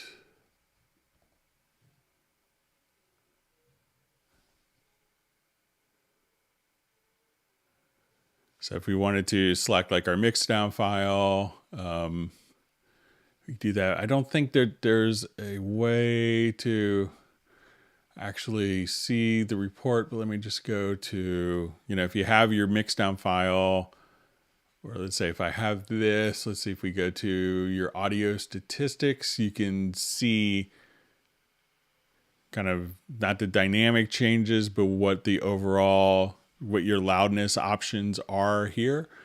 You do have the loudness meters, but I don't think that there is a particular way to export it in text. But you can kind of see the changes going on here. But, you could have that information. You could see it in the statistics for like the selected file, but I don't know way off the top of my head to export it as text.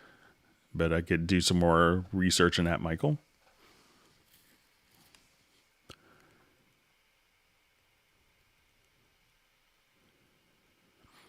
So I just see a question, is this Groove Agent SE that comes with Cubase or full version? So if it has like the note repeat and the performance options, that's going to be in the full version and not in the SE version.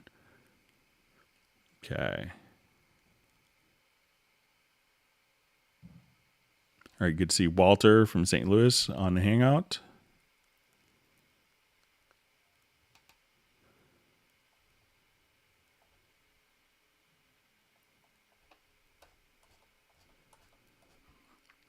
Okay, my timeline just jumped on me, so bear with me as I rewind all my chat field.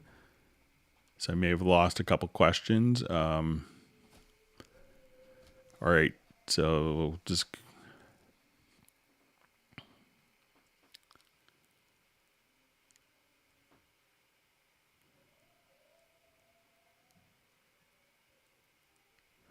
Okay, so I think we're okay with some questions. Let me just find our spot. Okay.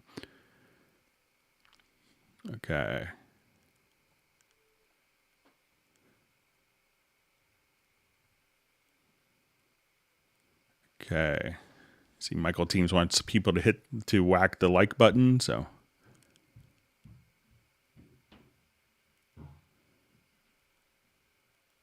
All right, so we have Matthias from Hamburg, Germany. Good to see you on Hangout.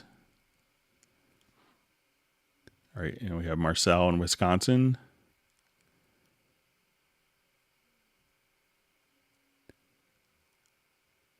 Okay, so I see Neurotic Nexus has Wavelab 7 running in Windows 10. So I'm not sure if it was maybe installed previously and then kind of migrated over, or if you installed it on... Okay, and he's indicating you have to install the compatibility patch as a last step, so I'll try that again. But thanks for your information, Neurotic Nexus. We're Taylor Sapp.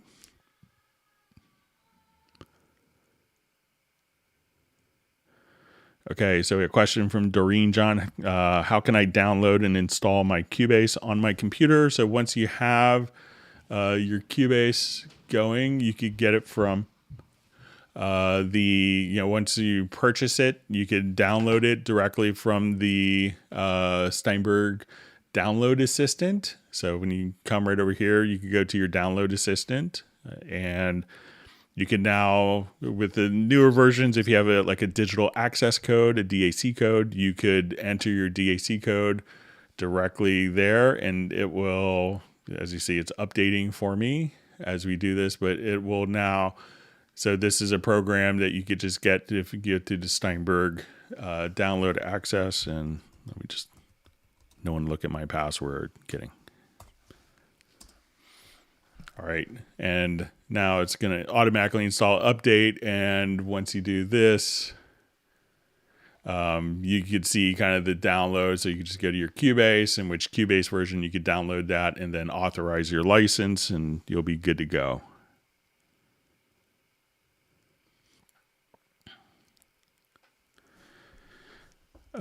So we just see a question. Hi, Greg. Are there resources for learning Atmos implementation in Nuendo 11? So I think we will probably see some stuff. Nuendo 11 is launching tomorrow. So we'll see some other Atmos oriented stuff, I believe, starting, some more resources available after launch. Okay, so I have a question, Greg. Is it better to work with channel strips, or would you prefer to work separately in send insert area? So if we have, the channel strip, if you're not familiar with it, is every single track, you could have 4 bands of parametric EQ by default without having to actually, instantiate a plugin. You could also have a channel strip where you have a noise gate, compression. You could have your EQ de-essing, or you could have it set up to do an envelope shaper, kind of like for transients, tape saturation, and limiters. So for a lot of these kind of day-to-day core functions, I tend to use these functions. And like for my reverbs, delays, coursing that I'm going to spread across multiple tracks, I would use sends. And if I wanted to use something outside or third party, I would use those as inserts. But these are all, you have different compression options. You're going to have different capabilities for your maximizers, different tape saturators, so you'll have different options, and you could, change the signal flow order. So these are all, pretty comprehensive in functionality, and just for, to be able to say, I want to have access to all those particular parameters without having to load up and manage a bunch of plugin windows is very convenient. So for the channel strip type plugins, I tend to use this, for my reverbs and delays, I would use send. But this could, instead of having to switch between 100 windows constantly, that's a great way to work.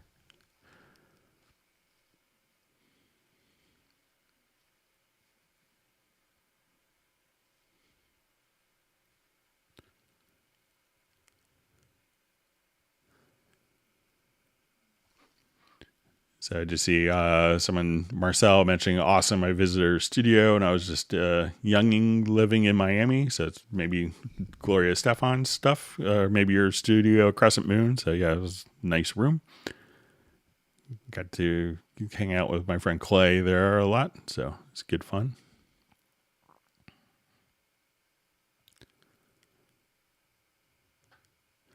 Okay, good to see Fuji on the Hangout. In Cubase 11, when opening the key editor in a separate window, does the play line keep the same location as in the main arrange window? In version 10, it would jump back to the top of the session. So let's go ahead and take a quick look. So I'm going to just elongate this particular part. And I will synchronize the view. So let's just put some notes in. Okay, so it says when opening key editor in a separate window, does the play line keep the same location as in the main? So let's say I go to measure 17 here. Say that's where my play position is. I'll hit Command or Control E. Let me just set up my preference so I could just go directly there. So I'll just set my preferences to editors, and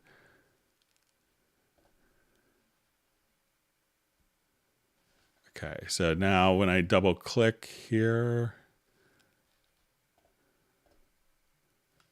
looks like it's at the same position. So I'm going to move, let's say, my playhead here to around measure 25. Let's say I go to the double window. My playhead position is kind of at the same position, Fuji. So so let me know if that, but it looks like that kind of is behaving as expected. So say I go to measure 9. I go to double click on the part to launch the key editor. And let's see. So let's say if I go to 9 here for my play position, double click, go there, but let's move it out.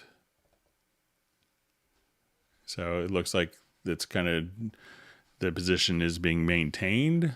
So, but let me know if you see anything different, Fuji. Good to see you in a Hangout.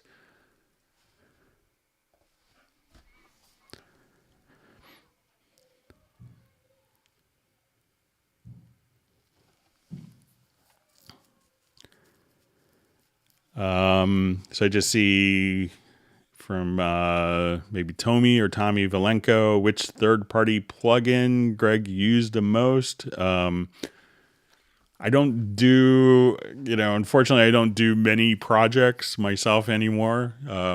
Between work and, family and stuff, I don't have much time. But try to think of third-party plugins. I would say I like the Lexicon reverbs. I've always been kind of a Lexicon snob from, early 90s, late 80s. So I like some of the Lexicon reverbs. I think those are quite nice. Some of the Yamaha like RevX reverbs are also quite nice that come bundled with the, the UR interfaces.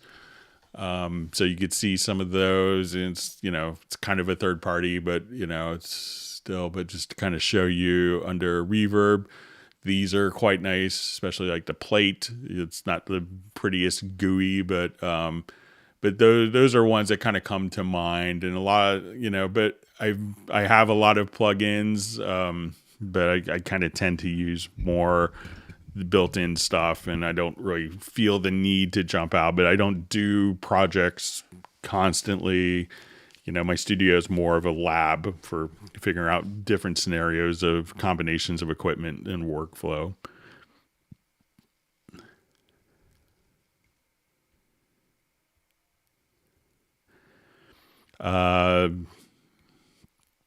So question, is there a way to generate just random MIDI in a MIDI clip for creative purposes? If so, are we able to use the new scale and chords to keep the randomness to a particular key or chord? So if we're in a MIDI part, so let's say I'll just erase this and, there's not, I don't know of, something that would just spit out random stuff. I know people, I remember going to, it was Sidney Harmon of Harman Kardon, owner of many audio companies. At one point, I got to go to his house and work with his son Daniel, and his son Daniel would just kind of randomly do stuff like, he would grab, and he was probably like 9 years old, 8 years old, and he would just grab kind of the paintbrush in Cubase here.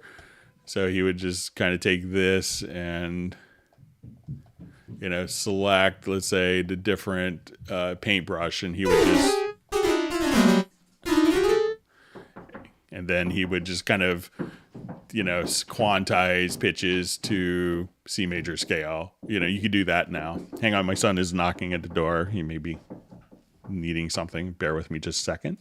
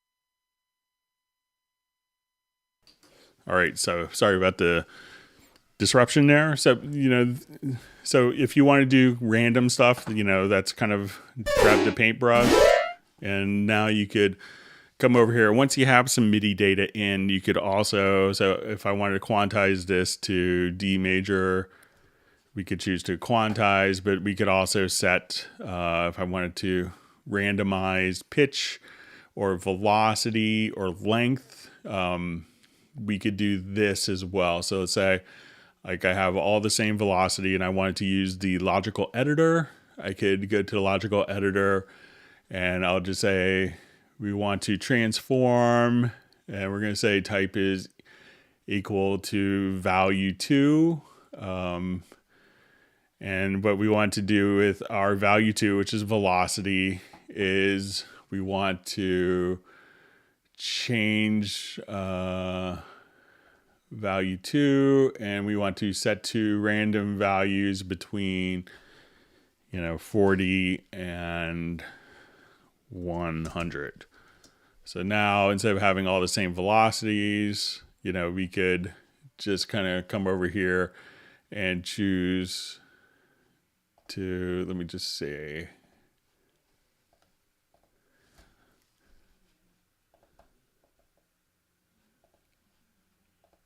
so I'll just say, let's say type is equal to note, value 2, which is the velocity of a MIDI note message.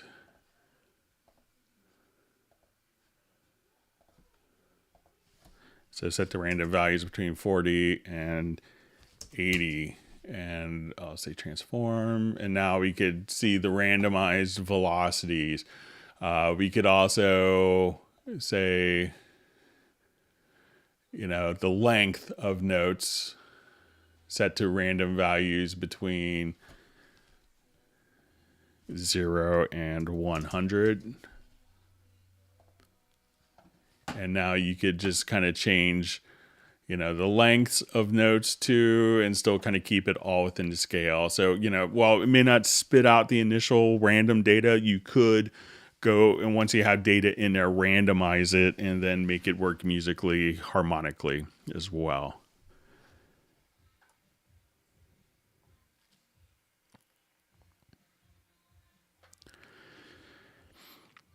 Any chance you could show importing or exporting between Dorico and Cubase? Hopefully some sort of drag and drop options, please. Thank you, Greg. So I think what, you could do, hang on, just bear with me 1 second. Sorry.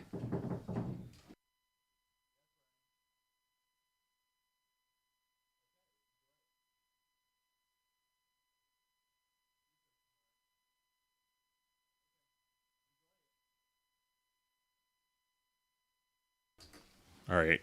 So let's say I want to take just a part between Cubase and Dorico. So I think most of the time people would export, music XML between both applications. So let's say if I wanted to come here,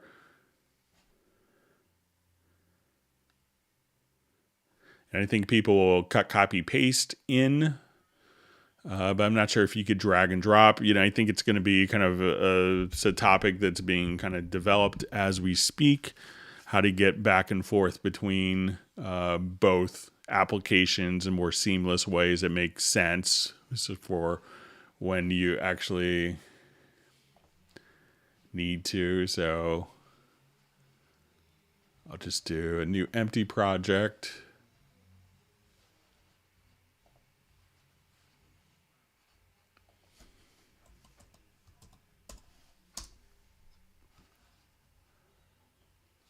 Okay, so I don't think it's set up for drag and drop.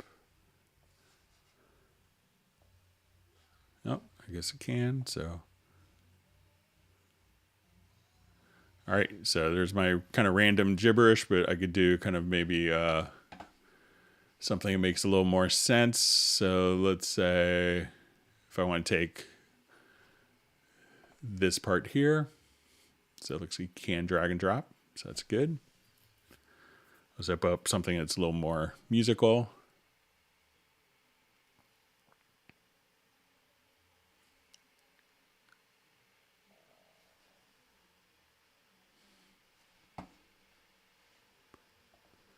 So in Dorico, I'll just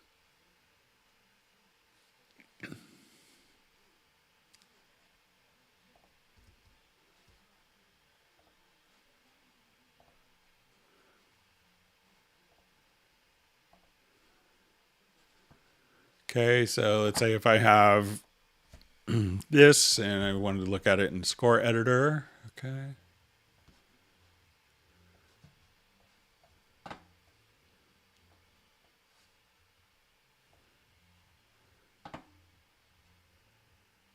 Okay, so we got to get some different options for interpretation, and now you could just kind of drop it right in, just like that. So you can drag and drop. So give that a shot. Okay.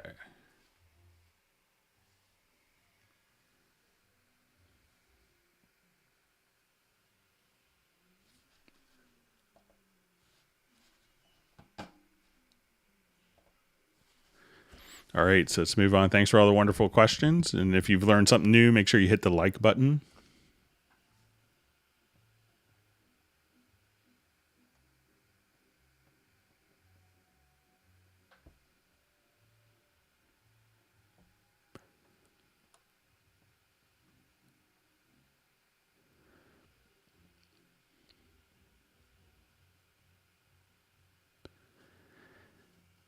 So I see Pablo is requesting a new controller from Yamaha for Greg. He deserves it. Ironically, sometimes it's easier for me to get controllers from other companies than from Yamaha. So the irony is rich. But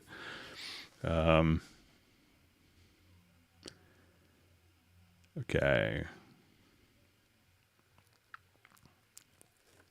Reading through different comments and questions.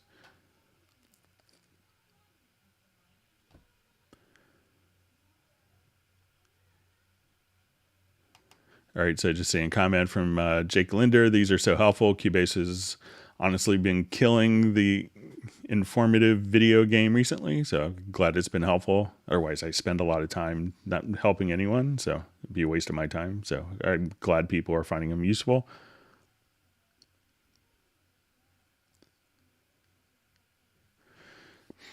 Okay, so we have a question. How do I get the metronome to play with a different sound, like a hi-hat? All right, so let's say if I'm here in this project, so you could have, you could send it to different MIDI sources. So let's say, let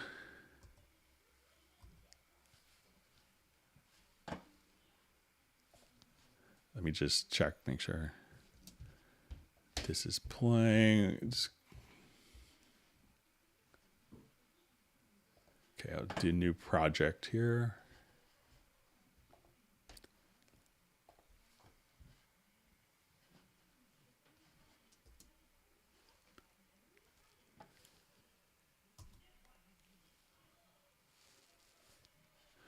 But if you come over here, so make sure we're like,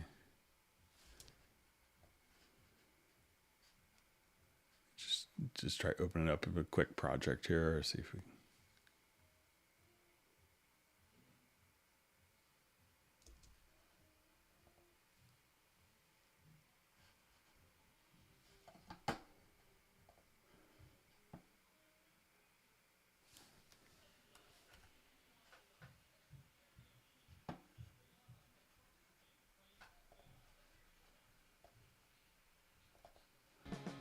Okay. Sorry about that. Okay, so if you wanted it to play back with different sounds, you could, so let's say as we're doing this and we have our metronome, you can go to your metronome setup under transport. And there are different click sounds that you could use. So you could, go through different, or if you wanted like vintage spike, if you're looking for like a Yuri click, but if you want a tambourine, you could also click to use, when you click on,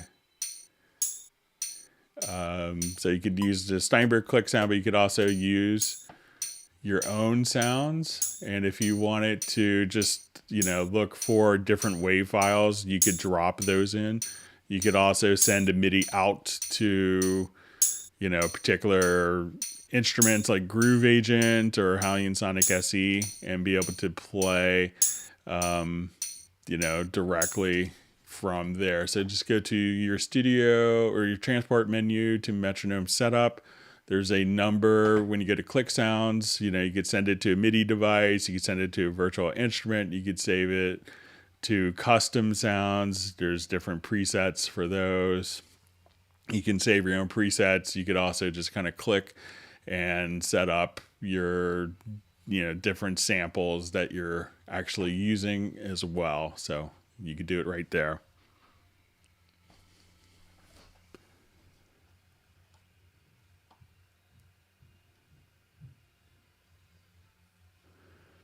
Okay.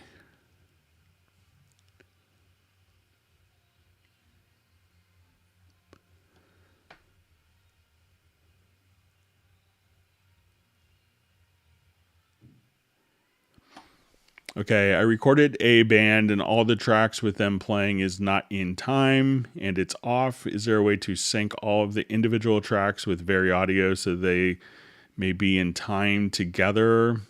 So, probably using Variaudio is not the best way to do that. What you could do, if you have different sections that are...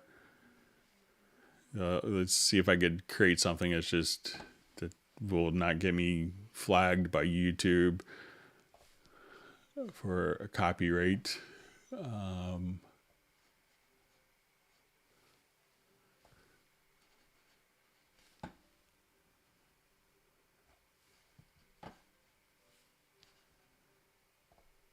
All right, so say I want to take like two different things that are, completely out of time with each other.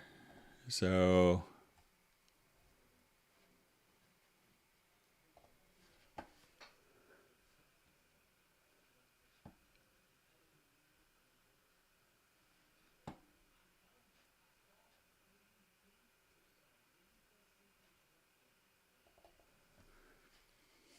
okay, so let's say I have this file.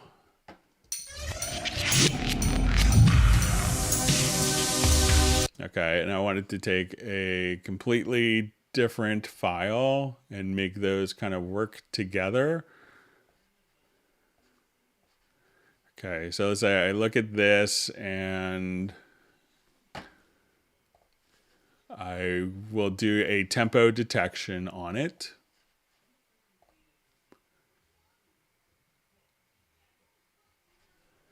Okay, so let's say we play this.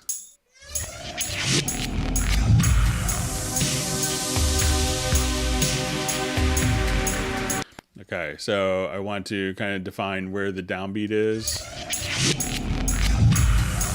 So it's going to be, let's say right here at measure 6.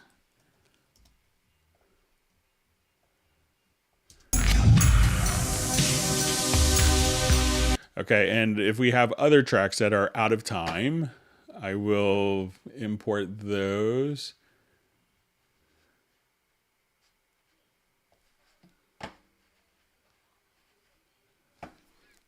So I will take, let's take our jazz piece here. And I'm going to just place this later in the project. All right, so what I want to do is to take this file and I want to take the tempo information and I'm going to put this on like a separate track.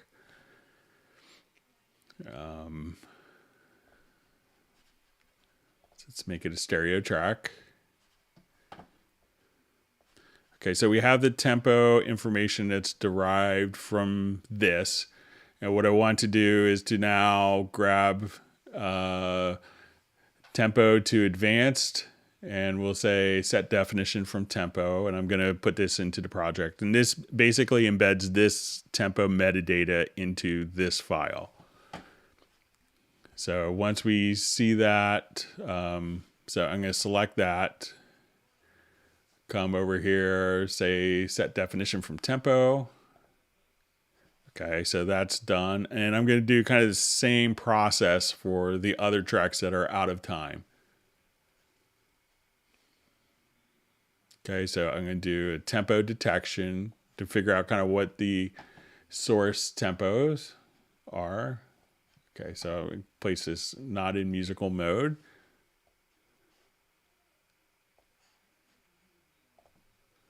Let's analyze that. And then we're going to take its tempo and put that directly into its file here. So I'm going to say, let's set definition from tempo.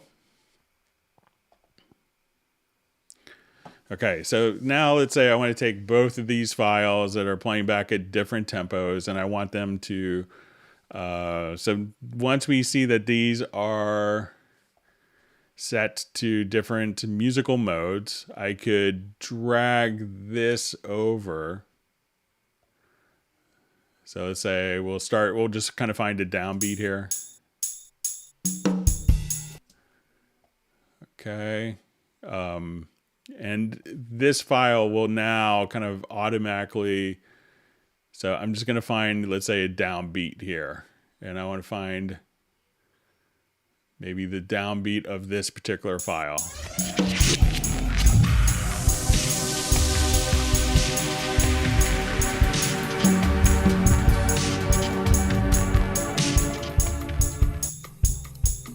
So now they're playing back at the same tempo.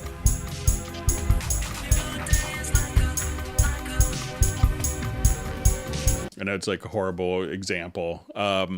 But, you know, once you find kind of the tempo of it and apply that tempo, whatever tempo that you kind of place both files into, they're going to dynamically change to match whatever the master tempo is of the project. So if they're playing back, you know, with variable tempos, you know, just do that type of function. You can make it work. And there is, if you go to the Cubase YouTube video, it was maybe last year, I had a composer, Mark Roos, a good friend of mine, wonderful composer, and he sent a file of, like, it was kind of like a programmed, sequenced orchestral thing that was very nice, and they had a real violin performer, and the person just recorded random tempo. And so we, you know, when you lined up the tracks to the, you know, the backing track to the live performer, it was completely off. And just in a matter of seconds, kind of doing the same concept, you could make those two line up very easily.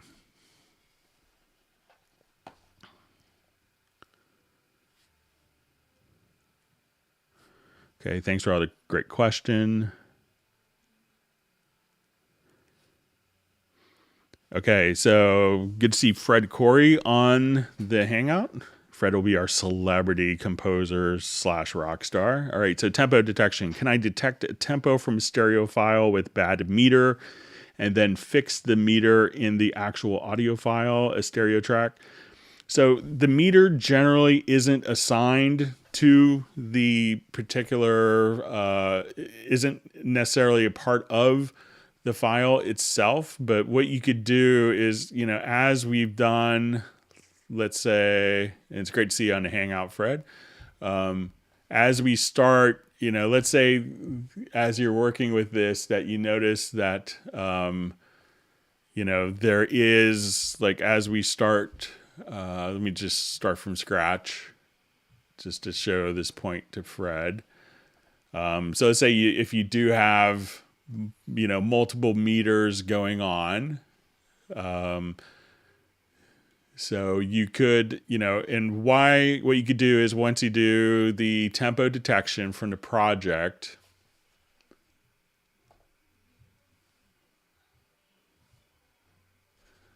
so, you know, Cubase will place it at 1/4 time. So I'll just shrink this. So as we play,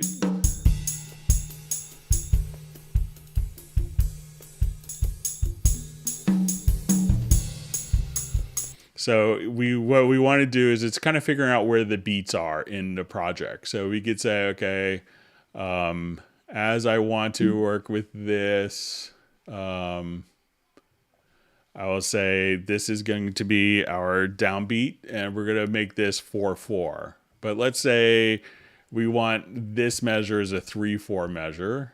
At this point, you could just enter in like 3/4. And then let's say here you want it to be a 5/4. And then let's say, you know, at this point we go back to 4/4. So as we listen to this, and I'll just switch my metronome back just so we could hear it a little better. So I'll just kind of use my default Steinberg click. So, you know, as we have these different meter changes,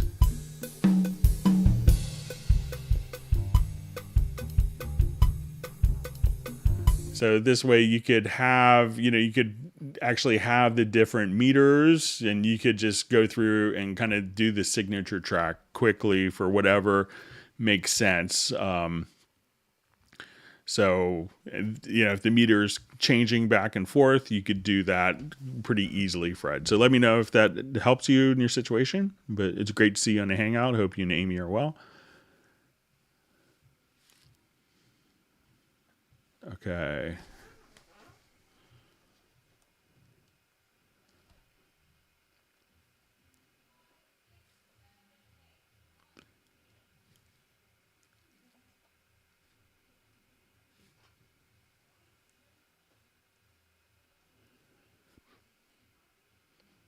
Okay.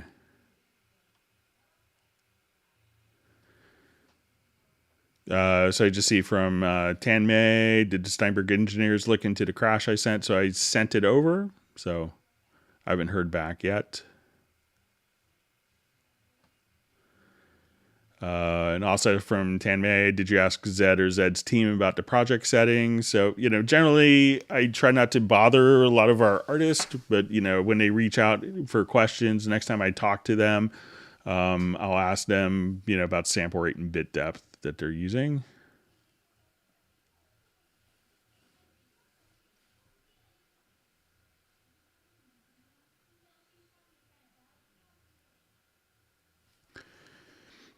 Okay, so hello, Greg. How to make the main meter on the right work when I play a VSTi in Cubase 11? This meter works only when I hit the play button, but it worked all the time in 10.5. So let's give it a shot and take a look. So let's add an instrument track.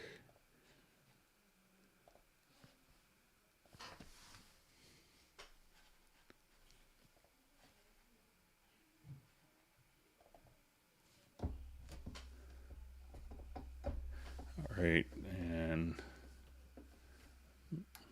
let me just pull up my controller, decide not to work again. So let me just.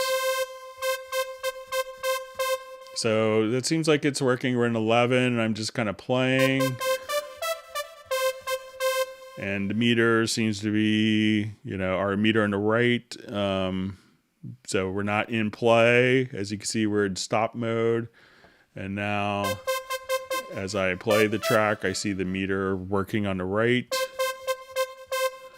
So let me just check. Yeah,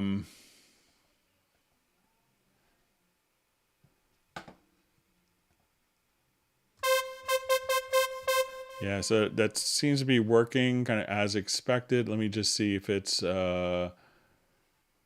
tied maybe to our global meter settings. So let's see if we have this set to input.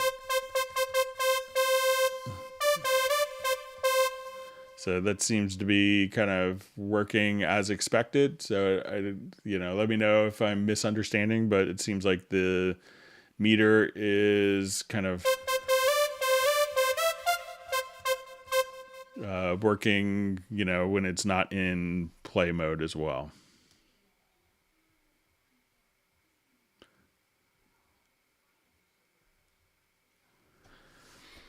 Okay, question. why can't I select plus 6 dB and plus 12 dB digital scam in right hand master meter? So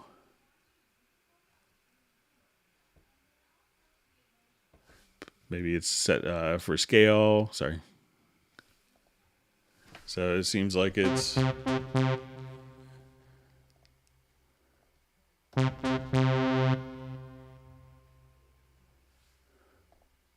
right. So we see that. Let's see if maybe it's with the project settings. We just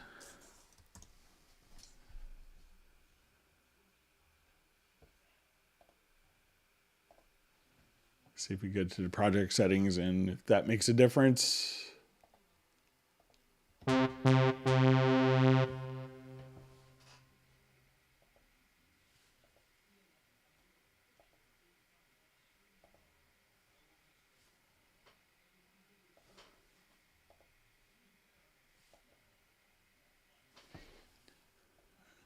So let me just check, see if it's in our preference, maybe.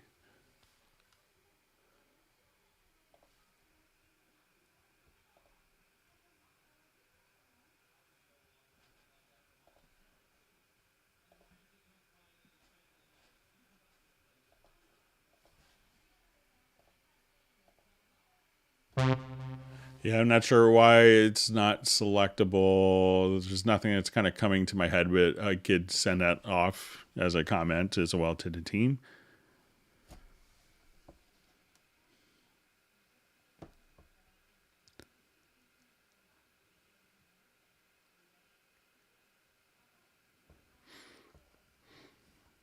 Okay, question with regard to my massive problem from a while ago. Both run the same OS, Mojave, same Cubase version, Pro 10.5 and 11, and the same copy of massive. Still, it's blacklisted on one computer, but not the other. So I'm not sure, sometimes, plugins will, as versions are updated, some of the tolerances for plugins can, can get a little tighter. So, and it could be that, if there's a 32-bit version that some of the 32-bit versions may get blacklisted, but you could go to your VST plugin manager, or blacklisted rather.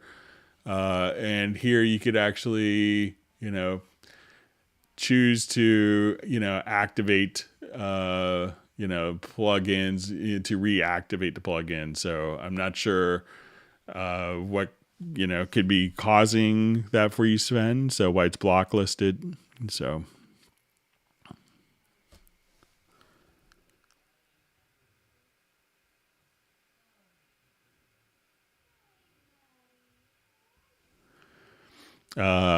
question. Hi, Greg. Is there a way once I finished a song ready to mix that I could render all tracks to audio in one go straight to the current project, or do I have to mix down audio and drag in manually? So yeah, you could definitely do that. Go to your file to export audio mix down. And this kind of changed positions in version 11, but you'll probably see like after export in previous versions, you would say, create audio track. And then once you come here, say create audio track. And then if you did a stereo mix of everything, that would automatically insert it as a stereo audio track in the bottom of the project. So just look for the after export functions and just choose to create audio track. And you'll probably also see, add to pool, create audio track. If you choose create audio track, that will create the audio track and add it into the pool. So yeah, you can definitely do that.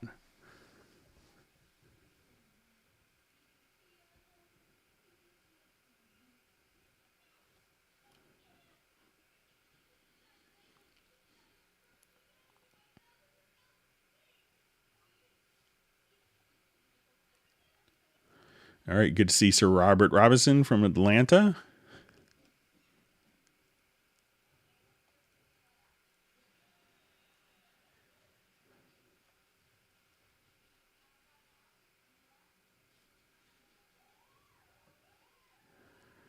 All right, just see a comment. I like Greg better than the ponytail guy and the beard guy. I'm sure people hate me as well in their videos. So But I think there's a lot of great resources at Steinberg from different approaches that are always useful. So.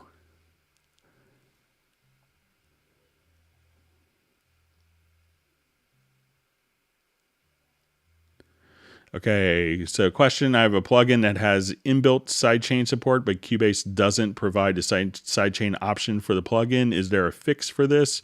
I'm not sure which plugin it is, but if it's a VST2 plugin, it's not going to really offer sidechaining. It's going to need to be a VST3 plugin.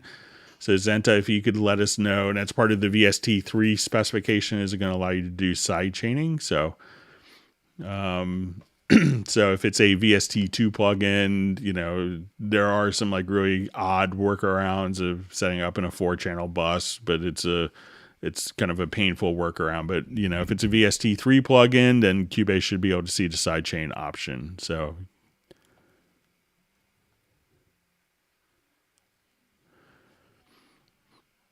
Okay, so question from Coast Mastering: how can I see the scrub shuttle dial in the transport? I can't seem to find it. Oh, they kind of removed it. I never got really good reason why, but it's not really there. So the functions have been kind of replaced with keyboard shortcuts, which is basically what it was triggering before. So if you come to the key commands, you could map these for. I think if you just go to shuttle play.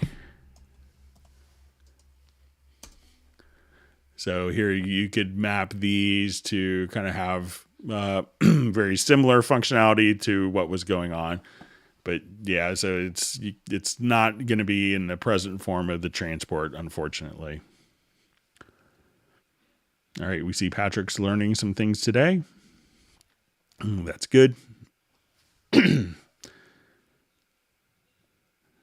All right, so Robert was late, so he missed the free lifetime giveaway of every Steinberg product. Just kidding.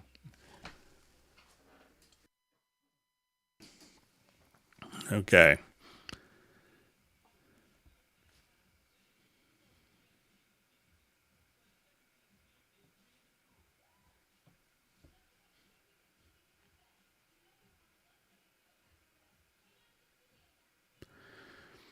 Okay, hi Greg. Is there any way to change how duplicate in key editor places the MIDI notes? I needed to duplicate bars. Thanks. So what I would do, and is kind of use the in-place editor. I know that this is a bit of a workaround, and I've kind of brought this to the attention of a lot of people at Steinberg in the past. But let's say, if I have a part.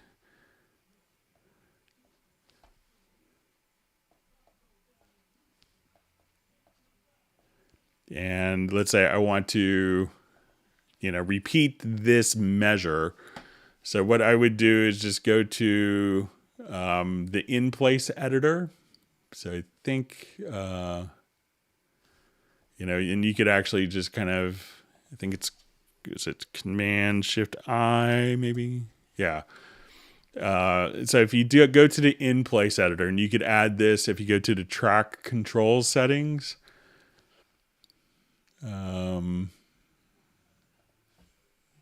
So let me just right click here. I'm going to go to track control settings.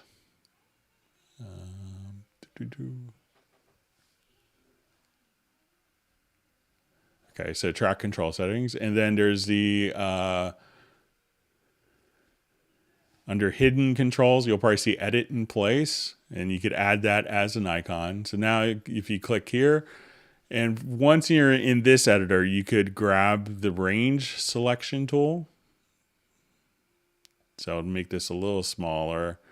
So, grab the range tool.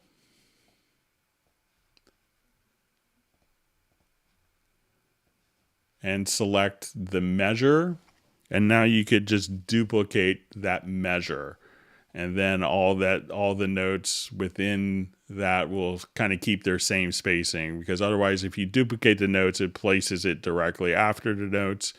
So try doing that in the in the in-place editor. I know it's kind of a drag, but that will work for you because you could use the range selection tool, which isn't part of the actual MIDI key editor.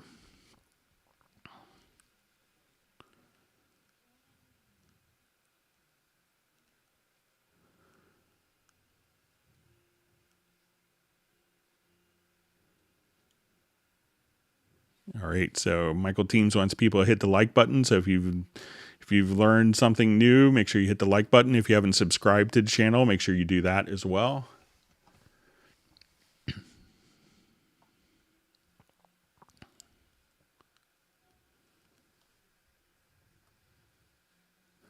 All right, we see Kyle Kennedy checking in from lunch break on work. It's good. We won't tell your boss.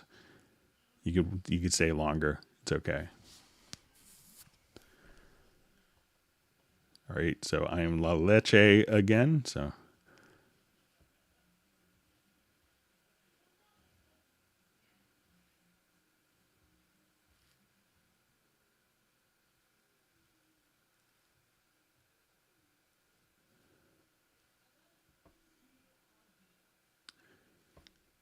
okay.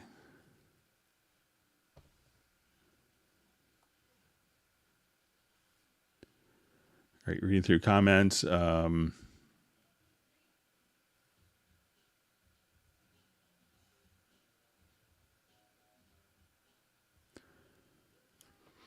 Okay, so question, trying to set a macro for rolled piano chords using pushback 4. Is there an option to select the lowest note so I could chain the macro together? So let's take a look.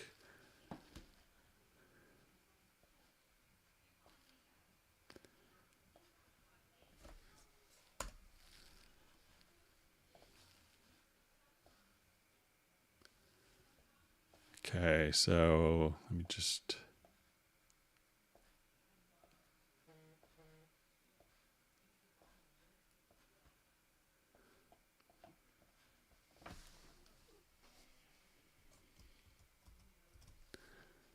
Okay.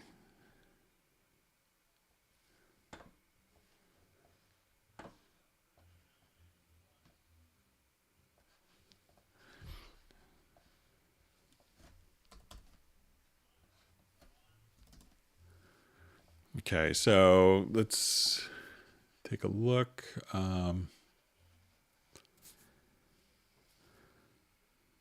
Okay, so it says trying to set a macro for rolled piano chords using pushback 4. So let me see if that's a logical editor function. If it's a preset, let me just take a look.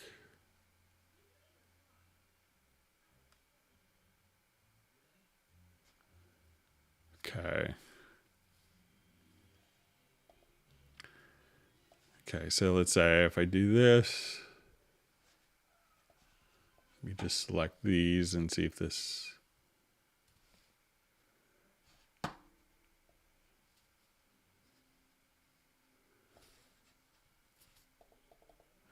Okay, so let's say if we want this and now to select the lowest note in the chord. All right, so let's say if we have something that maybe looks a bit like, let's say if we have this set for a rolled chord, and there's also another way of doing this with kind of the split tool. So if you hold down the Alt or Option key with this tool here, you could just do that. So let's say if you wanted to select the lowest note in this chord, so we could say we're going to select, type is equal to note, and let's say context variable, maybe it's, okay, so it's equal to lowest pitch. So now I could just, let me see if this is, we'll do it for selected. So you could try this. So try a logical editor preset for this, and then that could select the lowest pitch. And you could also say position in chord. So let's say root note. So let's say now I want to come here, and that would select the lowest note in the chord as well. So you can say position. So if you say select, type is equal to MIDI notes, context variable is equal to position in chord. The lowest equals 0. And you could just choose root note, and then that will select the lowest note for you. So give that a shot and see if that makes sense. Kyle, all right.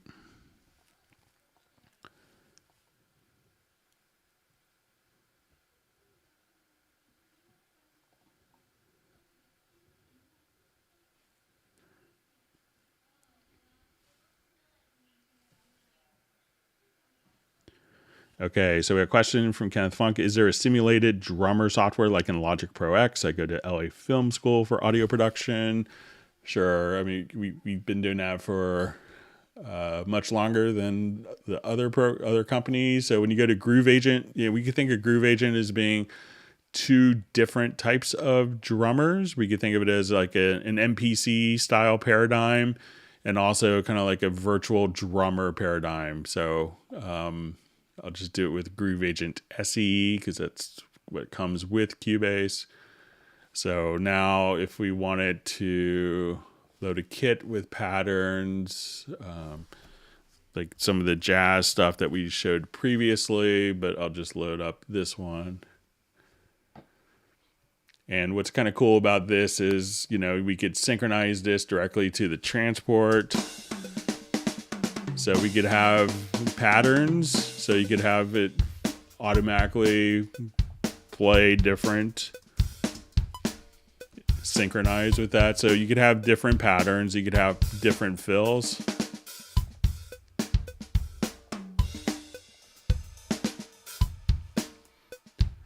And what's kind of cool about this also is you could have different levels of dynamics. So it's not going to play back the same thing over and over again. So we could have it play back kind of simple patterns softly, or more complex with more dynamics. So each of these patterns that we see in yellow can have 16 different levels of complexity.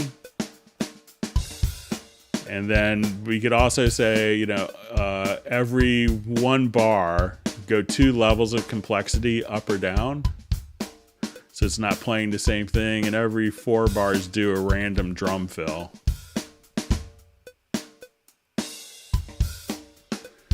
And let's say I wanted this to be like halftime. You could set that up as well.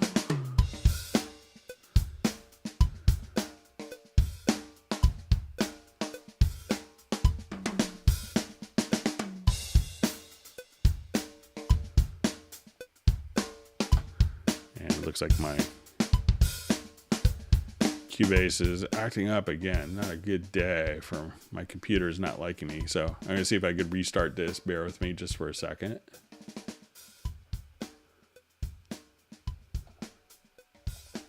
But that's how you could do some of your kind of virtual drummer type of functionality directly inside of Cubase.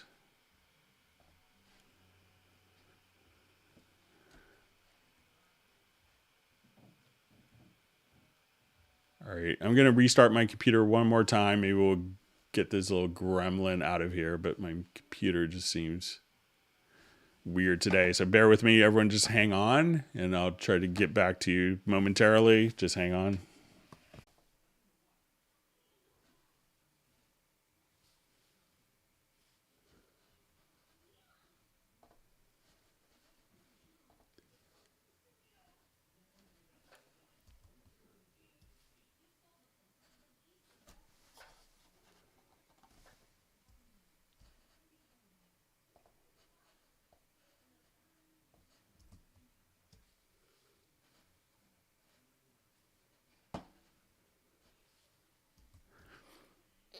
All right, so I think we're back. I'm just going to do a quick audio test, make sure everyone can hear. Sorry about that. Don't know why it's misbehaving today on me.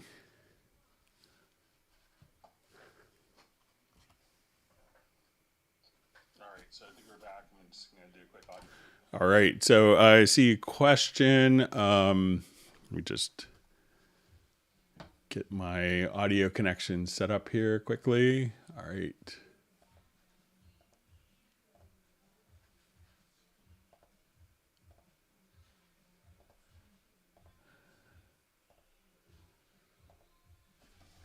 Okay, so we had a question. What is the main difference? Let me just get to it quickly. What's the big difference between Cubase and Nuendo? So Nuendo and Cubase will basically be very similar programs. So as of tomorrow, there will be Nuendo 11, and we currently are at Cubase 11. So all the same functionality will exist between the two of them. So all the Cubase features will be in Nuendo sans VST Transit, so pretty minor feature. So, but Nuendo offers some additional functionality. So it's going to offer Dolby Atmos support. As of tomorrow, it's going to offer Dolby Atmos panning and rendering. It's also going to get into doing automatic dialogue replacement, field recorder import. You have Game Audio Connect for working with Audio Kinetic's Wise game middleware. Some additional plugins for doing more surround and more sound design functionality. But you could look at it, so if you're doing a lot of post production, a lot of game audio production, Nuendo makes a lot of sense. If you're doing music production, Cubase would probably offer all the features that you would need. But if you're doing other types of projects, that's when Nuendo comes into play.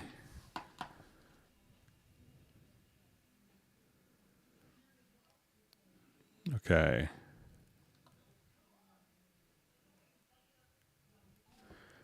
Okay, so I see a question how you put the Autotune.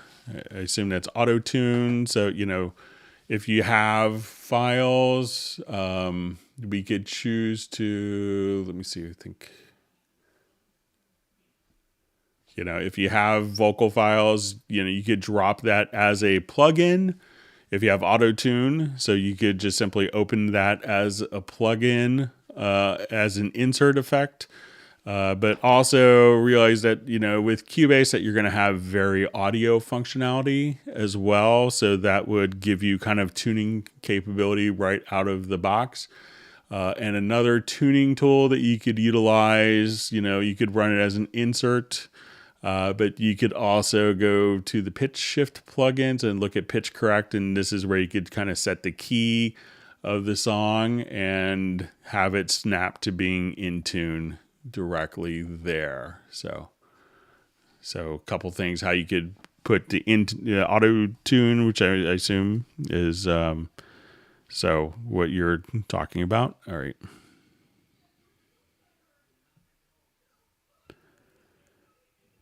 Okay, so I just see question for the chat. Why is there always someone asking what version Greg is using? Sometimes my projects may say Cubase Pro Project 10 or Cubase, so there's confusion, but some people like to think I'm always running an older version. So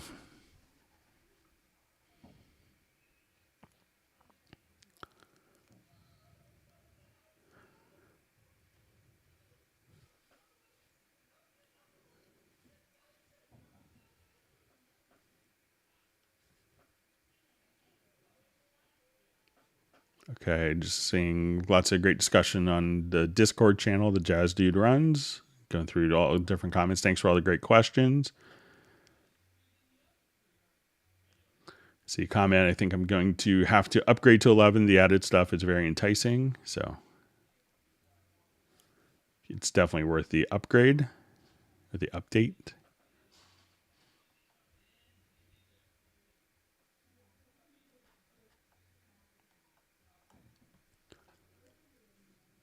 Okay, my chat field just jumped on me.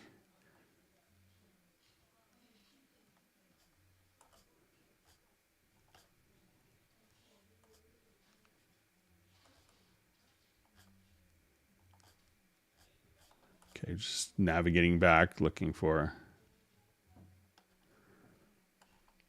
Okay.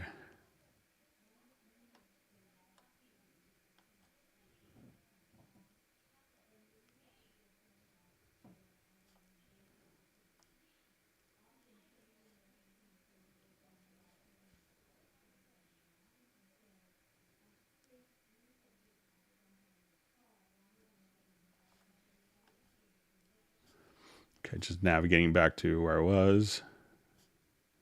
Okay, so I may have lost a couple questions. I apologize for that.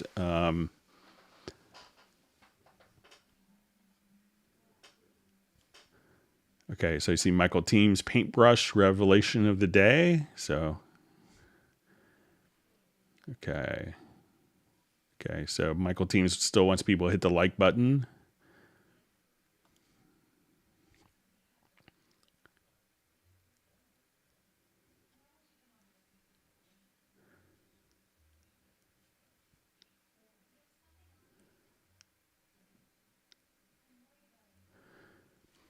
Okay, so I just see a question. Groove Agent free play into recorded track? Yes, basic question, step by step.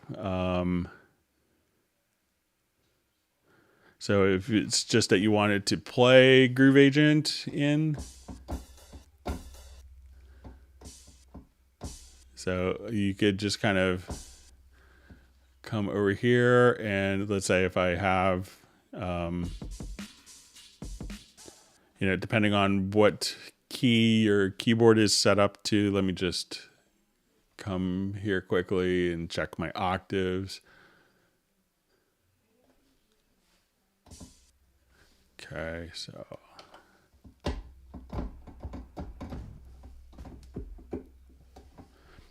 so if you wanted to just, freely play Groove Agent in, and I'll just make this a little louder so you can all hear it a little better. So, while it's kind of just playing in, so I'm not sure what you mean by free play specifically, but if you wanted to just come here, I could just, be able to just kind of sequence directly in.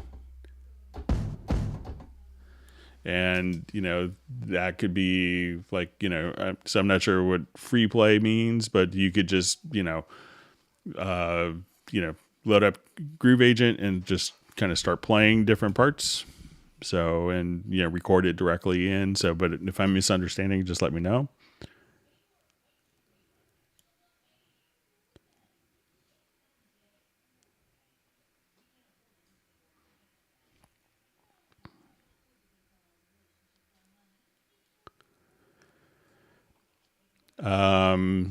So a question, hi Greg, is there a way to have Cubase automatically set gain level of an audio file before mixing? So if you have like a bunch of audio files and you wanted to normalize, you could come over here. So let's say if I want to take all of these files,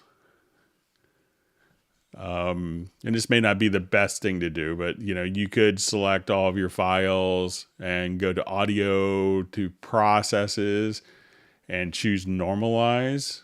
And then you could choose kind of, I want these all to be at -6 dB. You could do that. It may, it's not going to necessarily make everything mixed correctly because, you still would want some stuff louder, some stuff softer and, change the mix.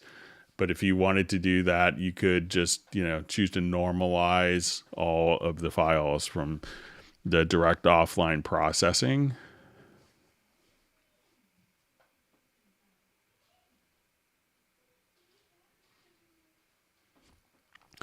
Okay, very important question. Can we tune 442 or 432 hertz? The project? Probably not. What about Variaudio 442? Cubase will kind of capture whatever, if you're tuned to 442, Cubase will record that. But if you're doing tuning, what I would do is, if you had to do 432 or 442, I would select all of the audio files and you'll see fine tune, and then you could just raise it or lower it here. So let's say if you're doing 432, I would just do all my pitch shifting. I would set my fine tune to -8 and then just tune to scale. So you could do that. And then, once you have all the tuning done, just simply knock it back up to 0. So all these will play back at 432, or all the editing will occur. And when you snap to being in tune, it will do it to to whatever, you have the offset of your fine tuning.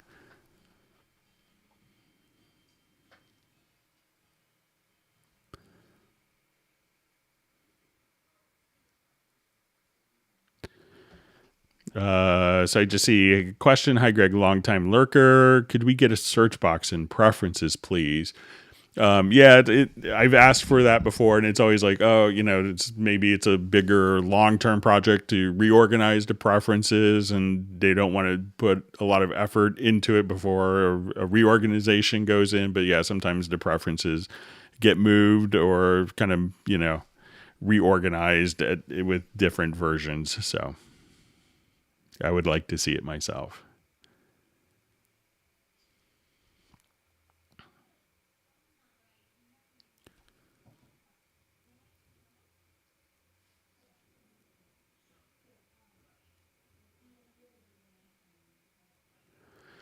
Okay, so a question from Lewis. For someone working on many different tracks at the same time, what is your recommendation on how to make a smooth transition from 10.5 to 11? So it's really going to be, for transitions, if it's worried about a transition, you could operate 11 just like 10.5 and then slowly work in some of the new features and functions as you need them. But, it's not, you don't have to necessarily worry so much that it's going to be like, it's not a radical change. Everything kind of works the same way, except there's additional functionality. So if you choose to use that and implement the new features and new functionality, like you could really get into the squasher plugin. But if you, don't want to implement that yet in 11, it would still be like you're using 10.5. So I would start projects and, start them in working with them in 11. And then as you need a particular feature, implement it and use it. But you could still, work in the same way in 11 as you did in 10.5.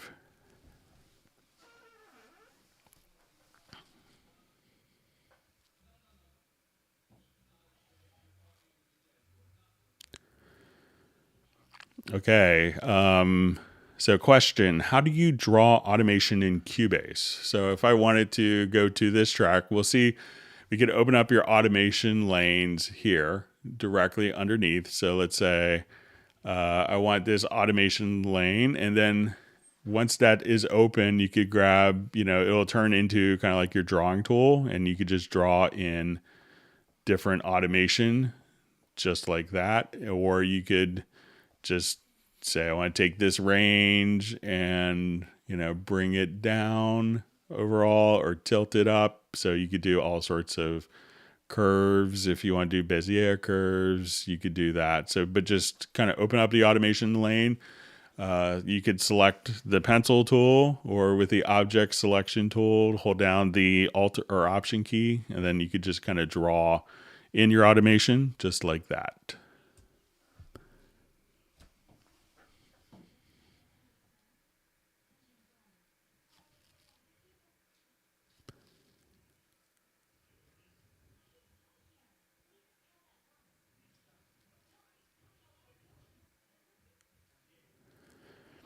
Okay, so I just see from question from Coast Mastering, Michael, in Wavelab, how can I see the meters of the transport time when capturing an analog send return? I can see them when playing, but when recording, they stop functioning. I could, Michael, if you want to send me an email, I could set up kind of an external chain. I would have to kind of switch computers because of my audio interface. I don't have the way to, I just have two outputs, so I don't really have a way of seeing it. But if you want to email me, I could check it out after the Hangout.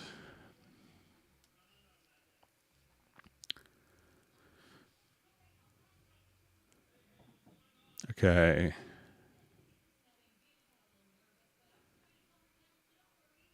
Okay, so we see Heather Stallers asking, would I be better off with a 10900K or 3950X for Cubase 11? Price is no object. I think Jazz Dude, I see him kind of chiming in. He does a lot of PC configurations for audio. Okay.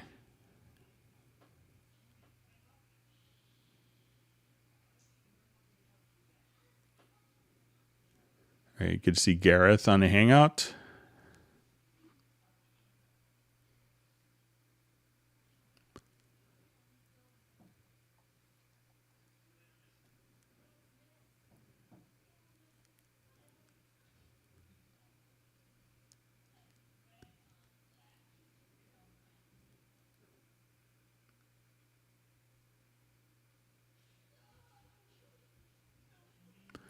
Okay, so you see a question.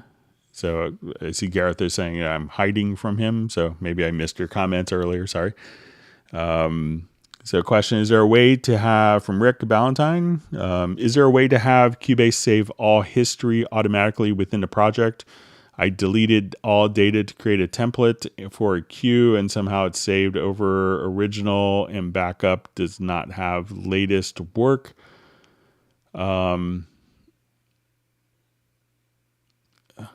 So say delete all data to create a template for a cue, and somehow it's saved over original, and backup does not have latest work. So I'm not sure, Rick, if you deleted the data off of the drive, if it was all audio or MIDI information, but you should have up to 10 backups.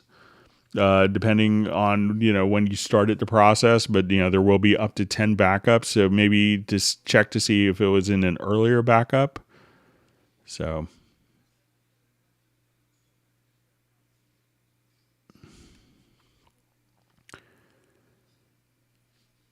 Okay, so we have a question. Is there a way in Cubase 11 to export only stereo front, left, and right channel on a Surround 4.0 master bus as it used to be in 10.5?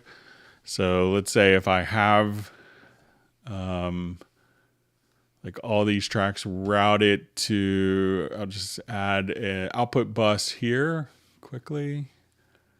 I'll add a 4.0. So I don't know how it was in the previous versions off the top of my head, but let's say if I have an LRCS, okay, and I wanted all of the tracks here to, I'll just close my automation.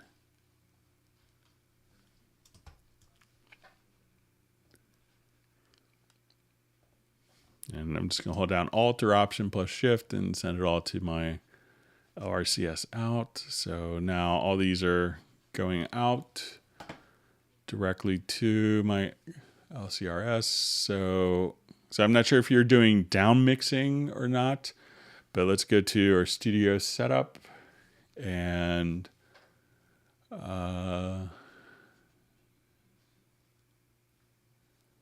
so let's see if we get to our audio mix down, we could choose our LRCS out. Okay. So I'm not sure if you have this set up. If you've created a child bus, I could jump back into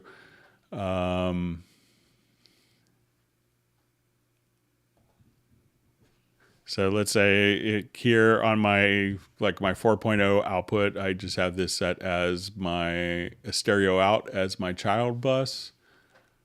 And let's go to the export audio mix down here.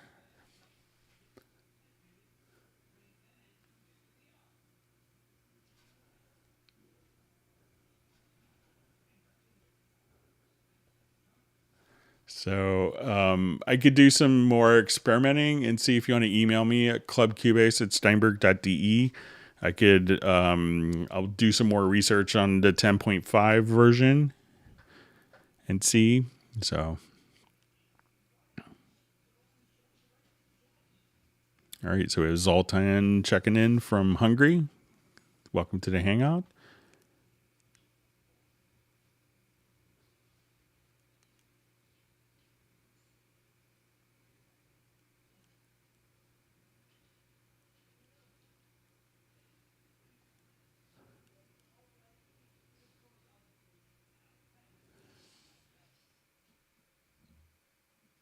All right, so just kind of saying over and over again about the fixed mix music. So how to do an effects build up in Groove Agent. So we kind of showed that earlier during the Hangout with some of the more rhythmic aspects of the note repeat. So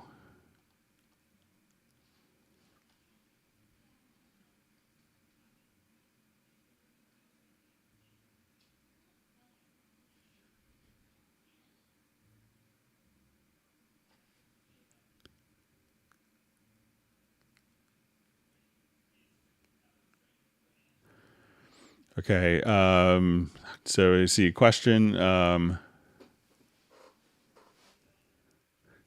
see Gareth is saying free Cubase 11 upgrade for people with red YouTube channel icons. So that's good. All right. So a question. Hi there. I have a question about Groove Agent. When I click and drag a pattern in the pattern window, one of the pads, and drag that without Groove Agent track, what I hear is not the same as when it plays in Groove Agent by hitting pad. All right, so let's say if I have a Groove Agent here.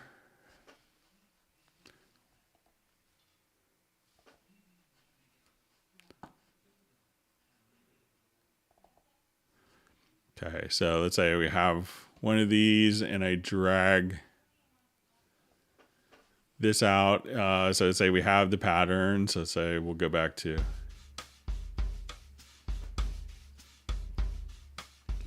All right, and let's say I drag this out to my pattern here, and let's go ahead and listen to it. So.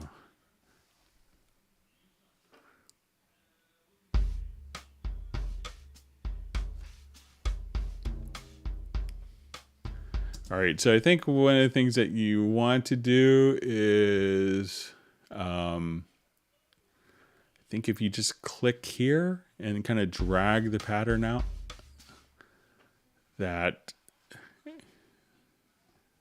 so try switching. Yeah, so make sure that the Omni mode is on here, and then I think that will fix the problem for you.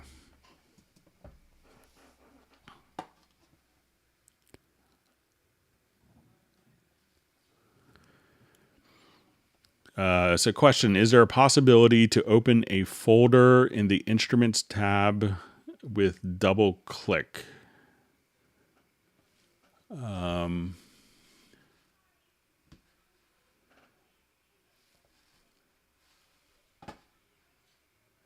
let's say if we go to our Instruments, I'm not sure if this is the Instruments tab.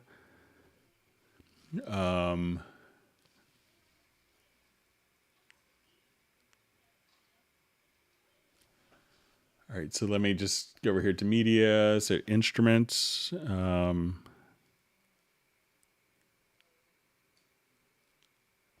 So here I could double click and, so I'm not sure if that's the instrument tab that you want for that. So maybe, Vincent, if you could let me know which particular instrument tab.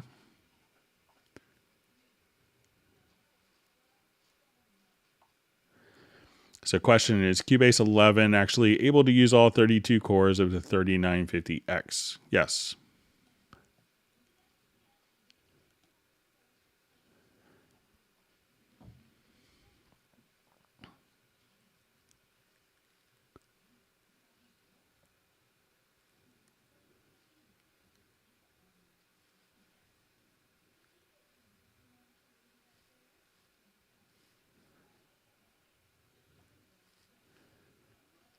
All right.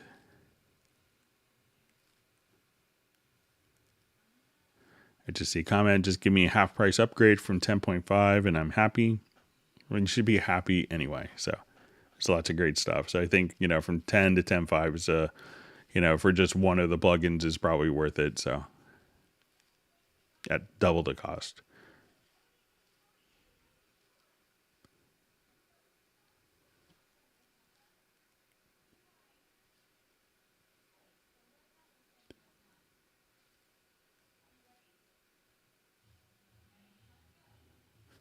Okay.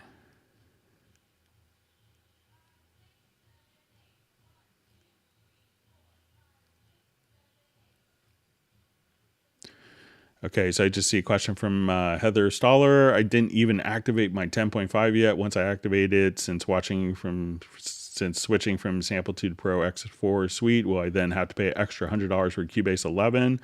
So if you haven't activated it yet, it's always going to be the latest version or within like a month of release. So if you haven't activated it yet, Heather, you're going to have a free update to version 11 because you haven't activated it yet.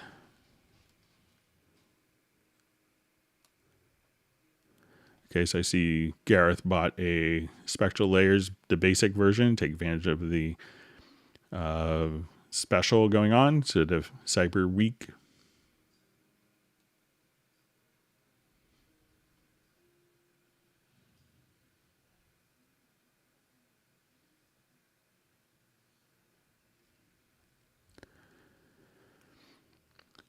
So question, is it possible to have a bounce selection file show up as a lane on the same track instead of replacing track? So I don't think so, but I think if we don't do a bounce selection, so I'll just do a quick test.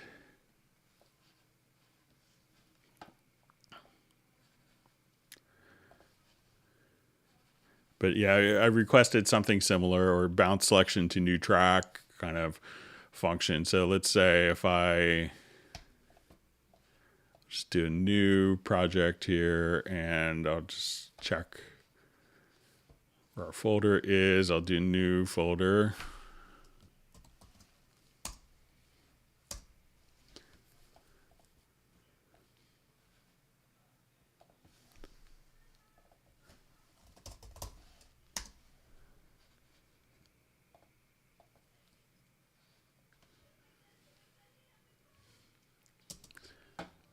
Okay, so when we look at our pool window,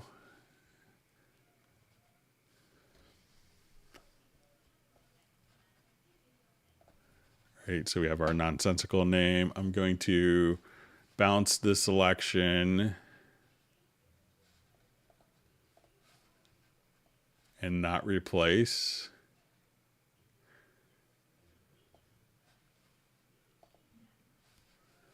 And we see if we see both of them in the pool.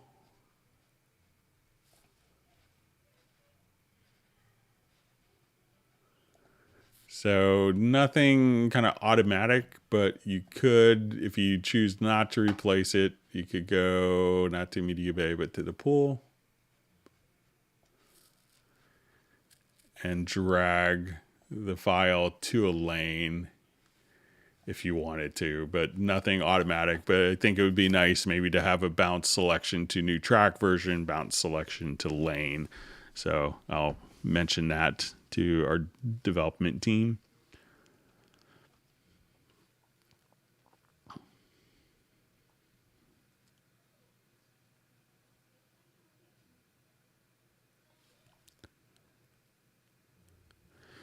Okay, so I just see a question from Heather. Does it have to be, this is probably her Cubase 10.5 license, activated today to get the upgrade to 11 free? No, it's whenever you activate it. And if you waited 2 years and Cubase 12 was out and you activated it, it's always going to be the latest version upon activation.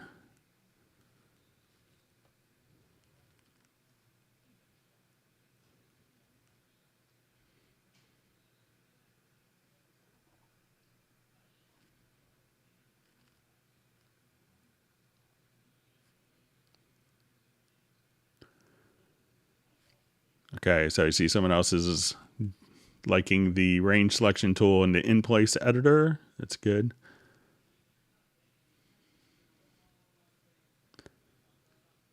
Okay, good to see the hot mess bandmates on the Hangout.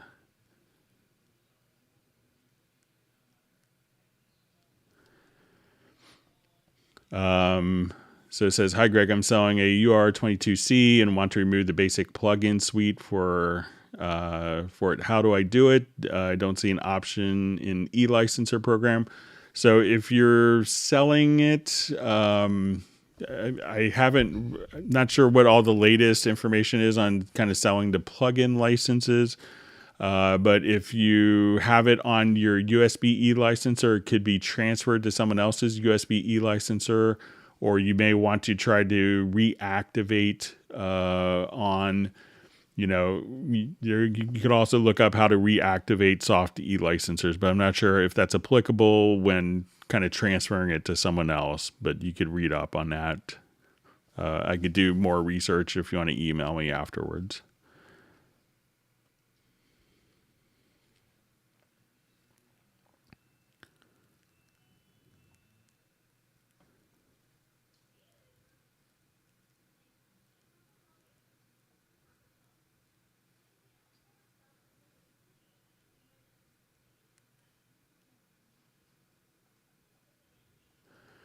Okay, so hey Greg, can you explain when you would use save new version instead of save as? When I'm trying different approaches to a mix, I'm not sure if I should use one versus the other. They kind of both get you to the same to the same area. If you do a save as, that will, you could name it the same thing and overwrite the previously existing file. But if you do a save new version, I think that will, put you into, will maintain the pre-existing file.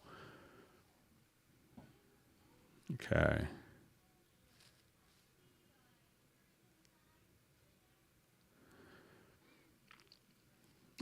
So I just see, is there any way to create something like an aux track like we have in Pro Tools? So I'm not familiar with Pro Tools, but, you could send stuff, to so if I wanted to send this particular track to a group channel, I could do that. So now I could take like all my drums and send it to a group channel, or if I wanted to send this to an effects channel, we could do that as well. So this way I could send it to like an effects return channel, like an auxiliary send, or we could send it to a group or to both. So, but let me know if there's something else that you wanted to accomplish, like signal flow wise with that.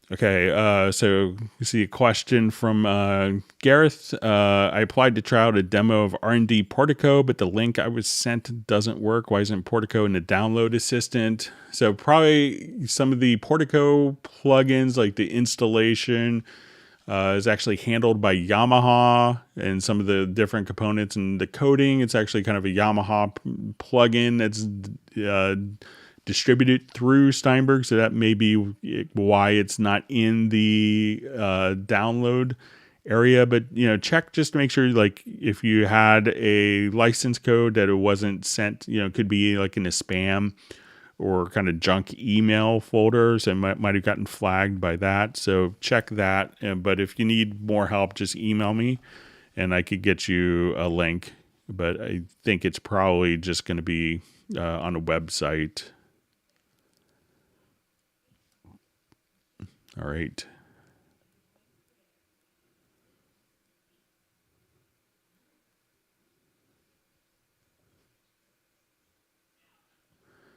Okay, so I just see, Greg, I don't understand why the new scale feature was added when you could already do something similar with a chord track. In the chord track, you could set a scale for the project.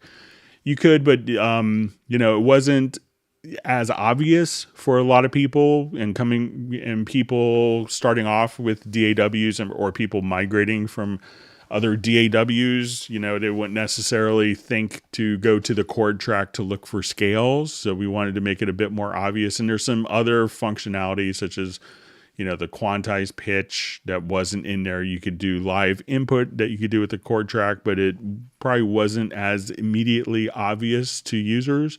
So that's why they wanted to make it. Plus, the scale assistant also goes a bit further in allowing you to set user-defined scales. So And for a lot of composers, that's kind of a big deal. Okay, so I see how to record MIDI inserts like the ARP by Arpache into a MIDI track. So let's come over here.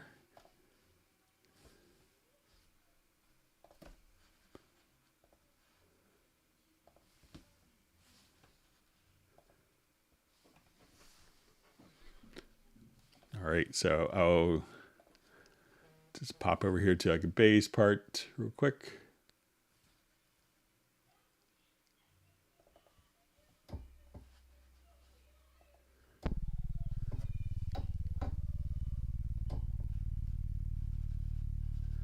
Okay.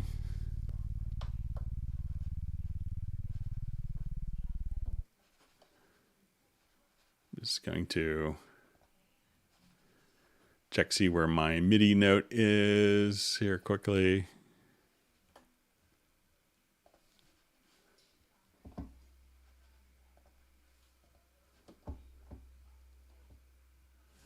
Okay.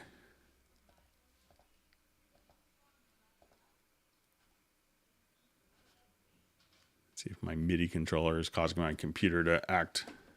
As soon as I do my MIDI controller, that's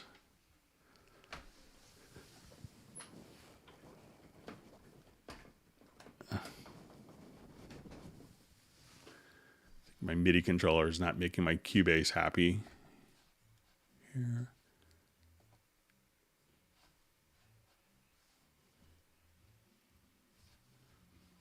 All right, let me see if I could do a quick force quit. So it seems like every time my MIDI controller might be the culprit in my issues today.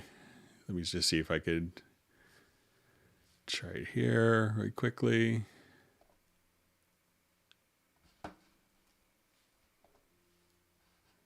Okay, so it's good. Take a look at setting this up for, we'll show you how to record from like the Arpache straight in.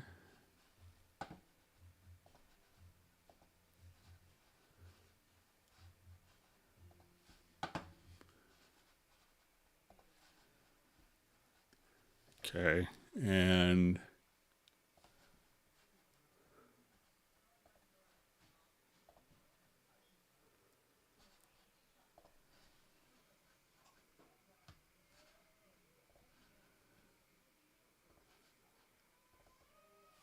okay, so let's say,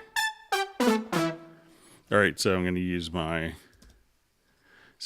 virtual keyboard here.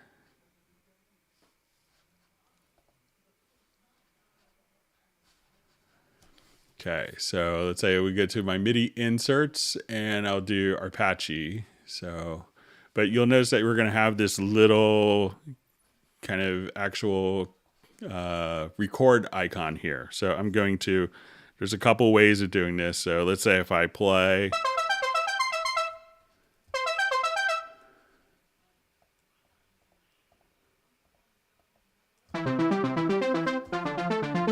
So when I do this, and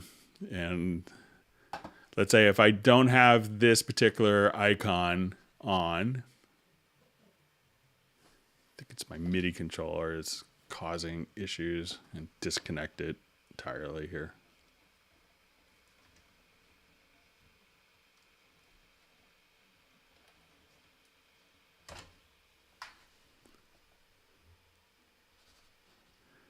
All right, so now when I come, let's say I record in,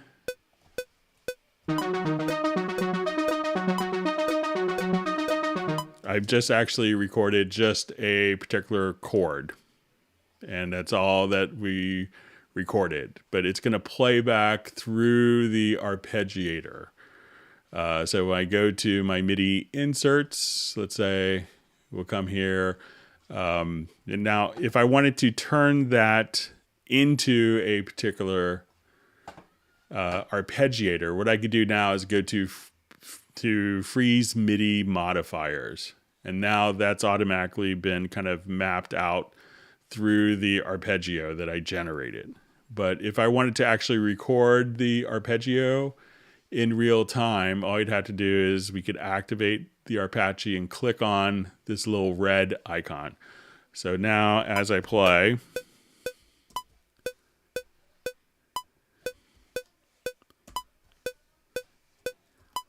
and let me just turn on my virtual keyboard here real quick. So now I'll just record, and since this little red record icon is on,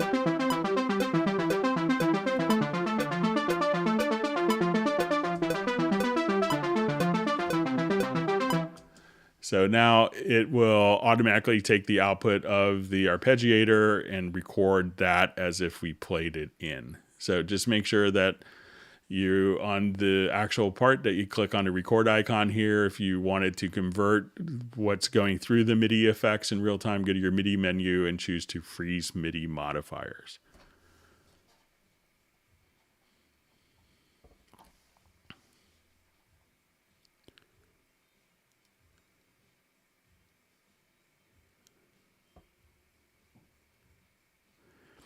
Okay, so just see from, I'm not sure which exact question this is referring to, but the drum tracks seem only to be for the acoustic drum sets. So if it's related to Groove Agent, you could do either, electronic, hip hop, EDM stuff in addition to acoustic stuff. So.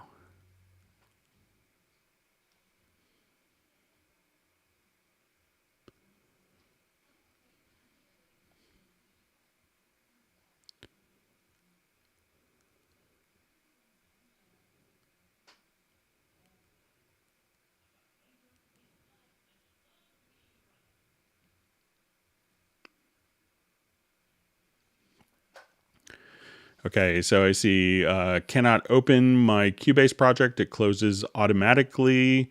So, try to, if you hold down Alt Control Shift or Command Option Shift, and then you could, start the program without third-party plugins, and while resetting different,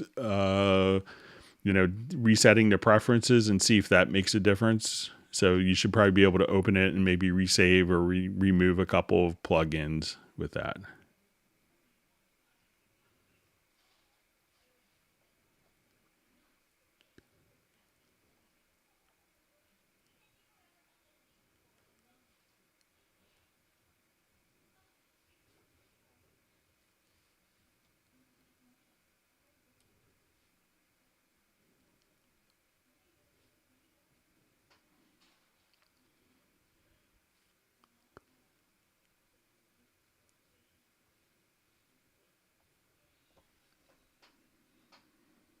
All right. Just reading through different comments.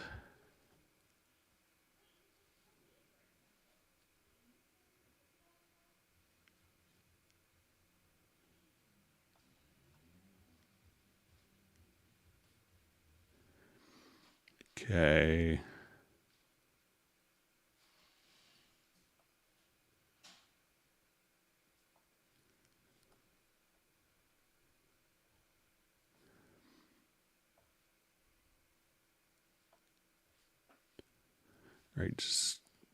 All right, my chat field jumped on me. Bear with me just a second.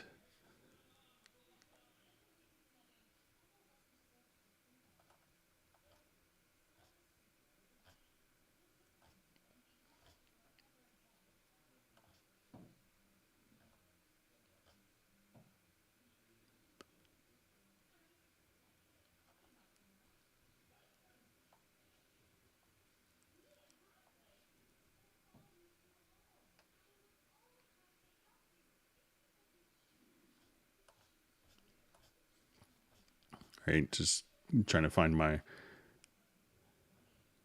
Okay, so.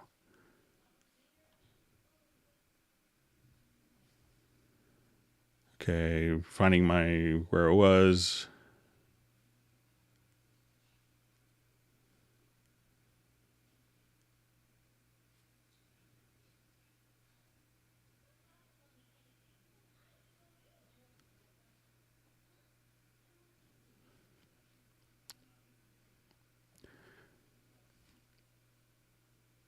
Okay, so I just see question from Tanmay. What does auto select control and indicate transpositions do in the key editor? So let's go take a quick look.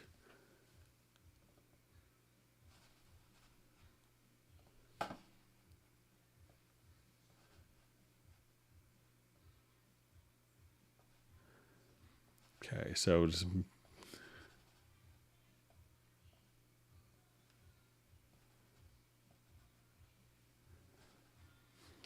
okay, so auto select.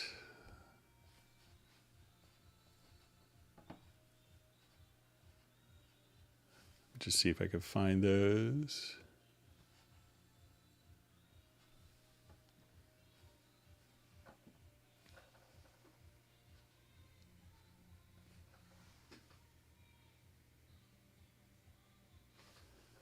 All right.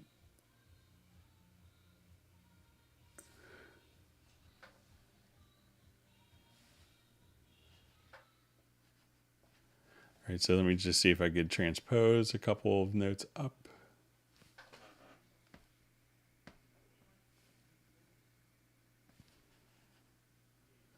So I'm just seeing if I can find the auto select control.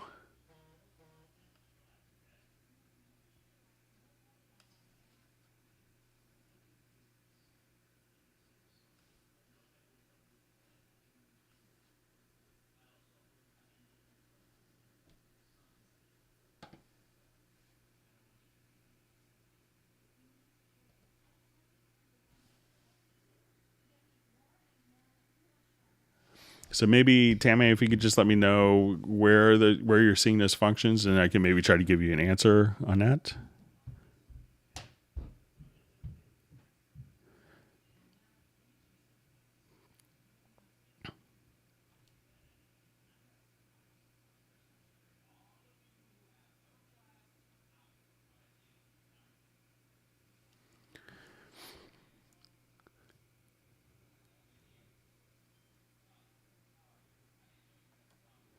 Okay, reading through different comments.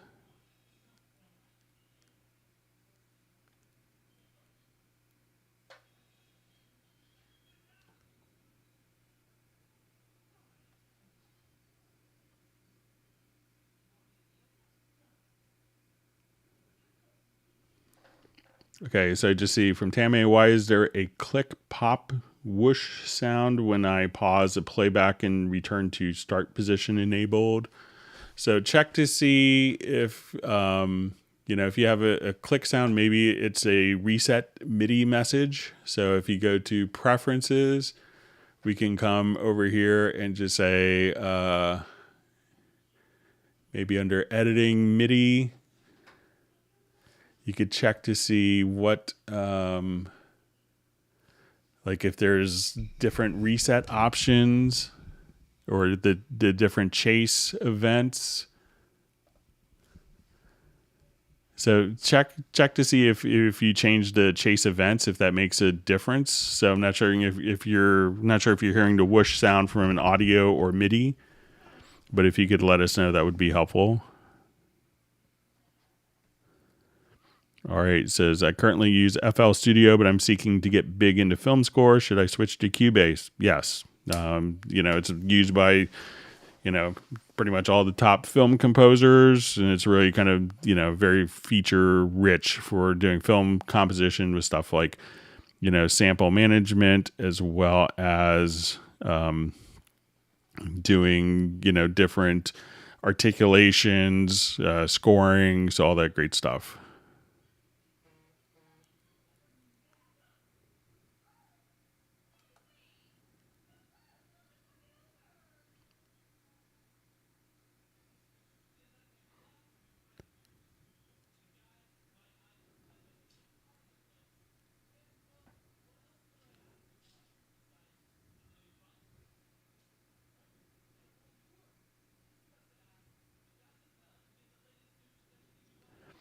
Hi, Greg. Is there a way I could splice, let's say, a drum loop sample straight to individual MIDI tracks so they can be mixed individually? Kick one, trace snare on another. So let's say, So if you wanted to, you could just, if it's starting with like an audio drum loop. So let's say if I wanted to come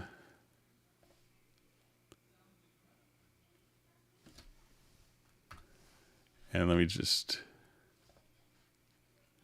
so let's say if I wanted to just work with my, like an audio drum loop, so it could depend, there's a couple different approaches. So one is if you have like, let's say just an audio drum loop here, you could just take this into Groove Agent SE, or you could take it into the sampler track if you wanted to. So we'll show you both ways. So let's say I'll add an instrument track and it's going to Groove Agent SE.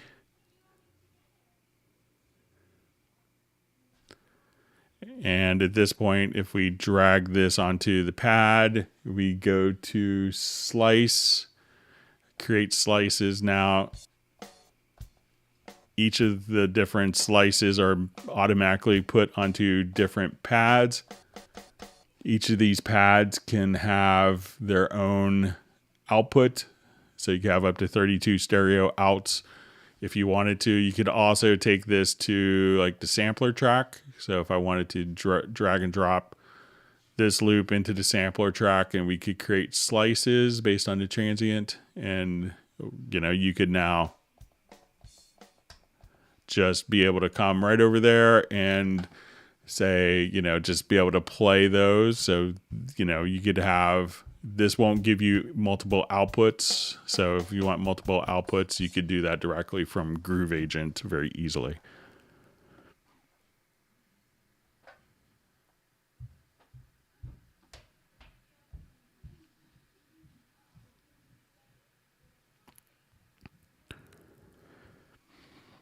All right, so we have a question, Wavelab. What is the best practice for building consistent volume across tracks for streaming various artist playlists? So let's take a quick look at that.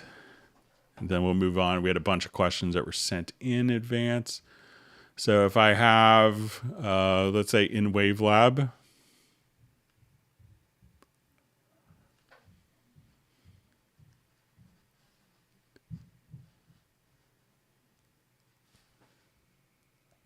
just do an empty project, and let's say I wanted to, we'll create a new audio montage.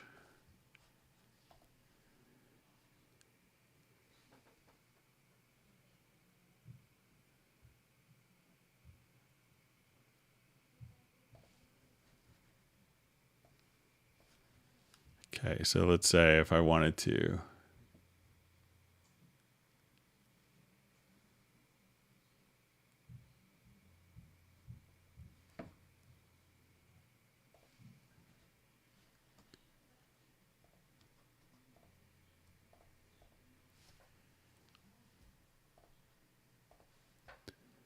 all right, so let's say if I have these all going on, I wanted them to be consistent volume in Wavelab. All I'd have to do is to just kind of come over here. Let's get to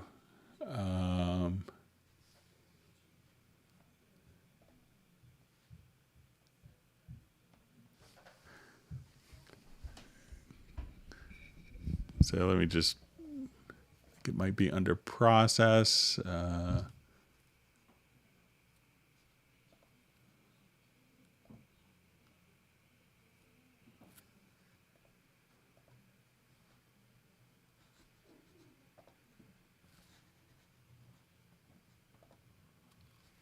But you can basically just kind of do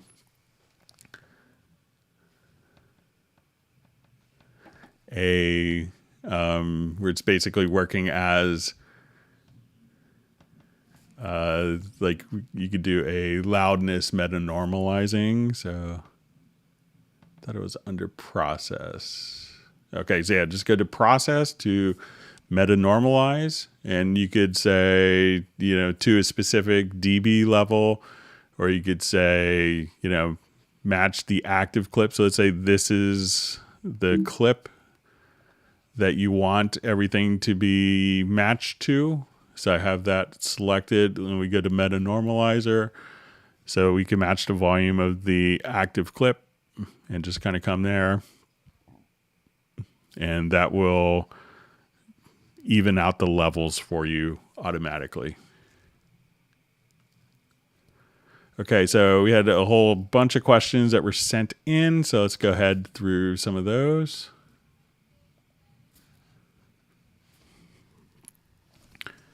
Okay, thanks for all the wonderful questions. If you learned something new, make sure you hit the like button and subscribe to the channel. Okay.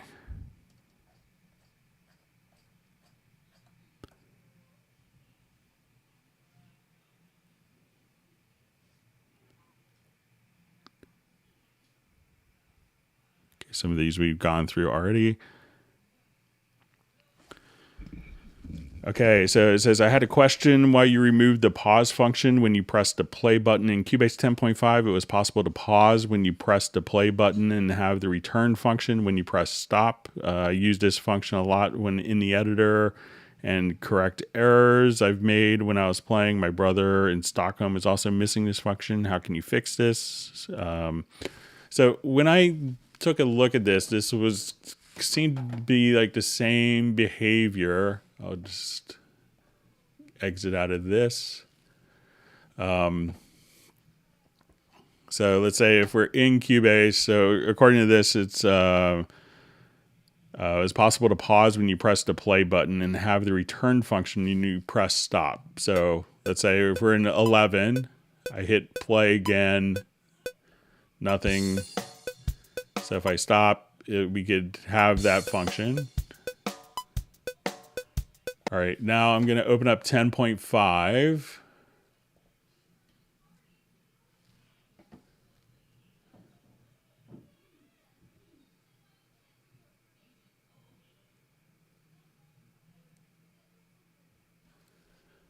So I will just come over here.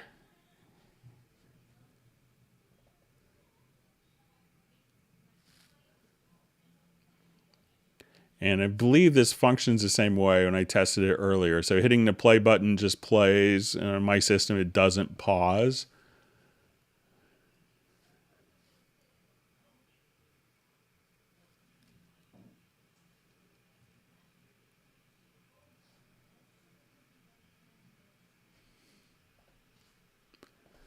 Okay, so now we're in 10.5. So now when I hit play, it doesn't pause. It only kind of stops, so the behavior is kind of the same. So to me, it's not pausing. Hitting play, again, I wasn't aware of that function, but it doesn't seem to be working in 10.5.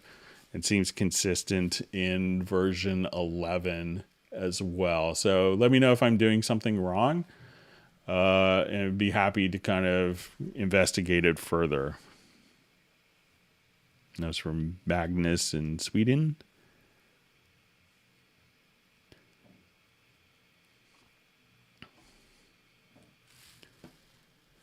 Okay, so we had a question. I believe this is from Pablo that he had emailed.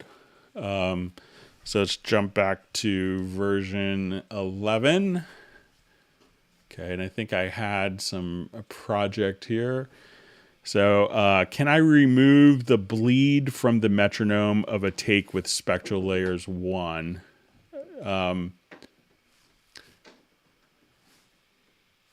So you might be able to kind of manually do it. So let's say if we have a vocal file here, I will just make sure that this is, so let's say we have,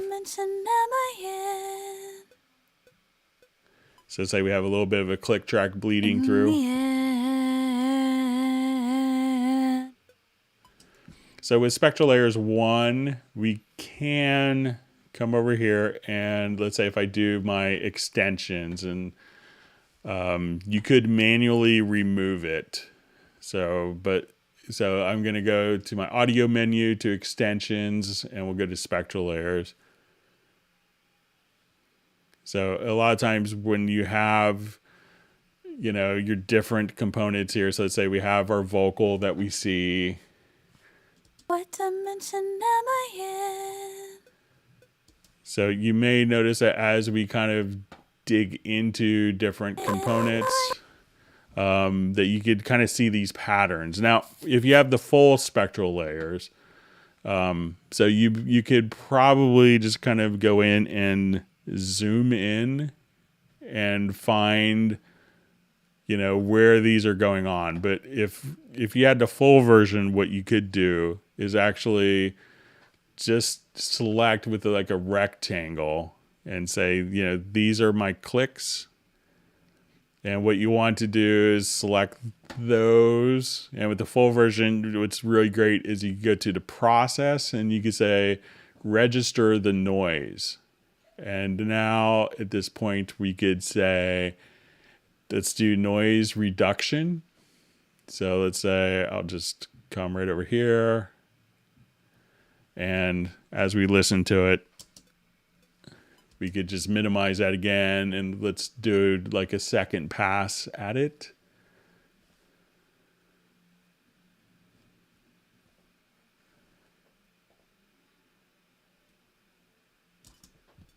And you could just kind of get rid of.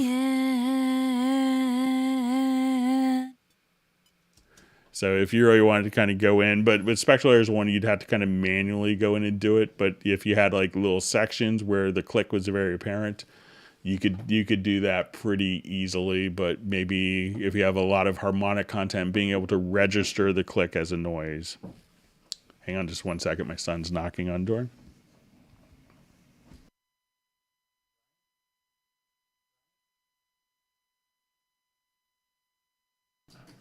Okay, I'm back.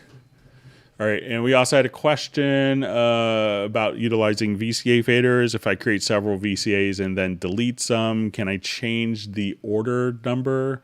So I think that, let's say if here we have a number of VCA tracks. So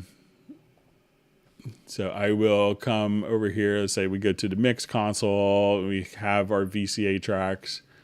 So let's say if I remove 3, I think that the others, the order will be preserved when we remove the selected tracks. So I think that the numbers won't reset, but that you could probably rename it here.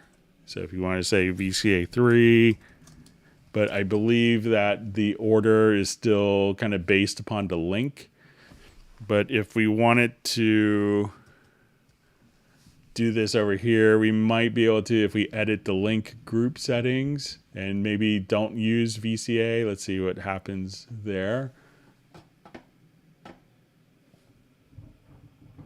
So it looks like the number is still preserved after that, if we just still have tracks being routed out to it.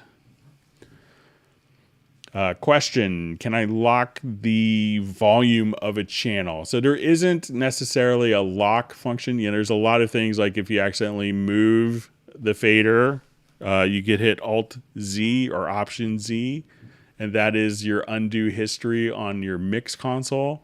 You know, if it is set to automation, you know, you can, if automation is written directly on that particular track, and then as soon as you jump back, you know, it will go back directly to that automation point. But I don't know of a way to just put a lock on a fader. And probably if we did that, people would be unhappy. All right, I know we had some discussion on the fluid pitch plugin with the MPE. So I've started a discussion with them. So hopefully maybe by Friday we could get some more information about the crash report. So, you know, so we'll see if we get some more information on that going. So we had a question kind of sent in.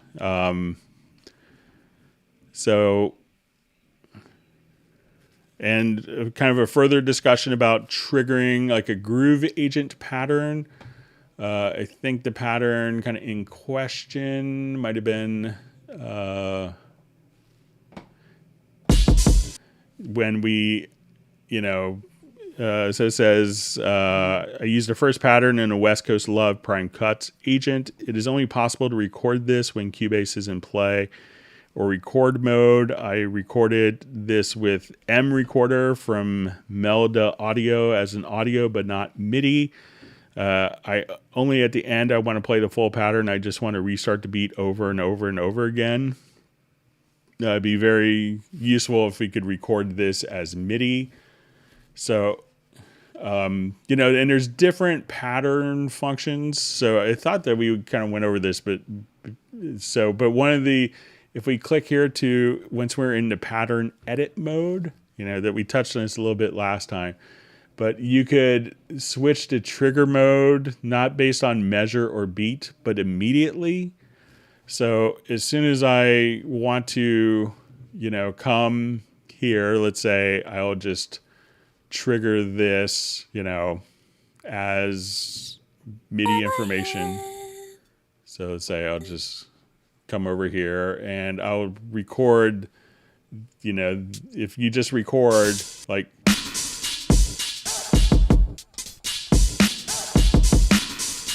so you can let the pattern play all the way through, but as soon as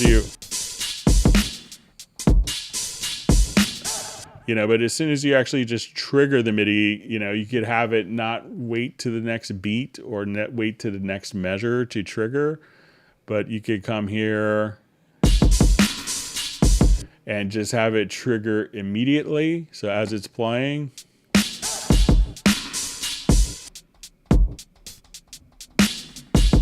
and then you let it play once at the end. So that way the pattern will trigger immediately. So if you want to access those settings to see if that helps, just kind of let me know. I didn't get a chance to listen to the MP3 file that you attached. Okay, so I just see the colors in Variaudio seem to have changed. I'm using the colors from the chord track. How do I revert back to the red, blue, green? I don't recall changing the color settings and the reset colors to default. I think, I went back to, the same projects in Groovage in 10.5 and 11 to see if there's any changes, and there doesn't seem to be any changes with kind of Variaudio coloring. So like, let's say if I jump to this particular project,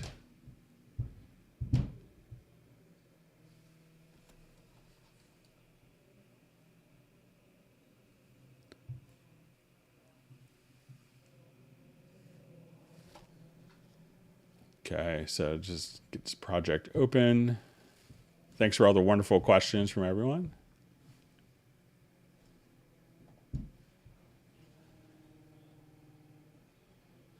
All right, so as soon as I come here, I have kind of the green, red, and blue colors. So, these colors are the same as my other, if I looked at this in Cubase 10. So I'll just come back to 10.5, and let's say we look at my Variaudio colors here, that these will be identical colors. So so I don't think that those colors have changed, and it looks like they're kind of the same as to the screenshot that you had sent me as well. Okay, so we had a question going back to Groove Agent kits and how to load them up easily. So after kind of making a custom Groove Agent kit, so we could kind of start this from scratch.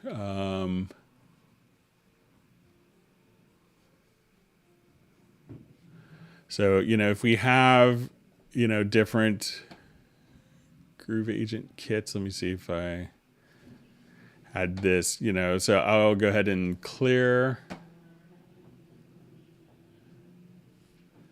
this kit. All right, and I'll just go ahead and take a couple of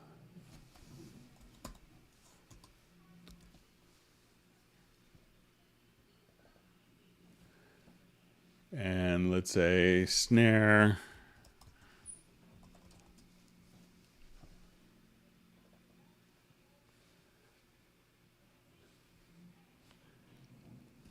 And let's say clap. Okay, so if I come here, we have our different samples. I will replace those. I'm just going to do bounce selection quickly on these. Okay, so let's say I have my kick, so I'm going to drag this directly to an instrument pad. So say,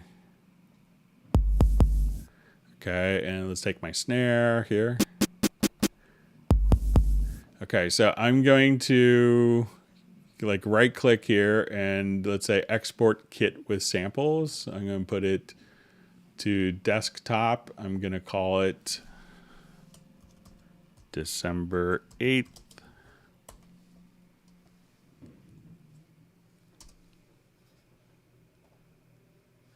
Okay, so, and we can just come here, we'll say.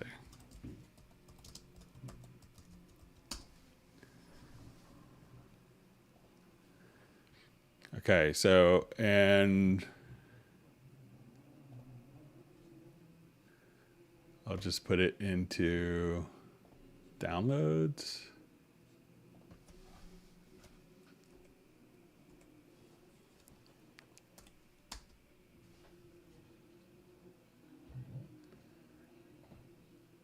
Let's just call it December 7th. Okay, and now, so we say that to desktop, I will, so it's not going to show up, so when browsing for these, what you have to, it's not going to show up in kind of the normal commercial kits. You'll have to kind of pop over here to, user presets. So, once you kind of have, this particular thing done, we could say, I want to go to instrument sets. So say, you could do like, here's one I did earlier, December 7th, and just drag that directly to, that preset. You could just drag it directly to the kits over like that, and you could have kind of different kits. And to update it, all you have to do is, just come here, and if you've added samples, is just come over here and you could rename the kit or, and just choose to export again with a different name. But you could see kind of different kits will show up directly here in your users. I know it won't show up like a commercial kit will show up here with all the metadata, but it's not going to show up there, unfortunately.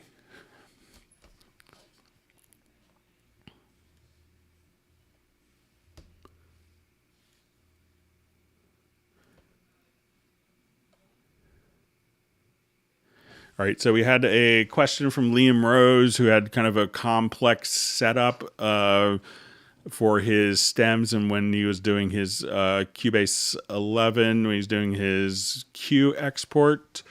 So just kind of to save time, so it was his master group sends enabled without fail. His Cubase 11 crashes, saying a serious error occurred. So he has a pretty complex template that he has kind of gone through and explained, like groups going to groups, etc. So I would, it sounds like maybe there's a configuration error. I will email you as well. But I just wanted to, to see if you could maybe build your project, send it to one group, build a test project and see if it behaves the same, or if it's just kind of particular to your template and some routing that you have in your template that might be hanging it up, Liam. So, but I'll try to reach out to you as well. Okay. So it says, thanks for all you do, being so decent, respectful. So we had a question if we could see kind of metered input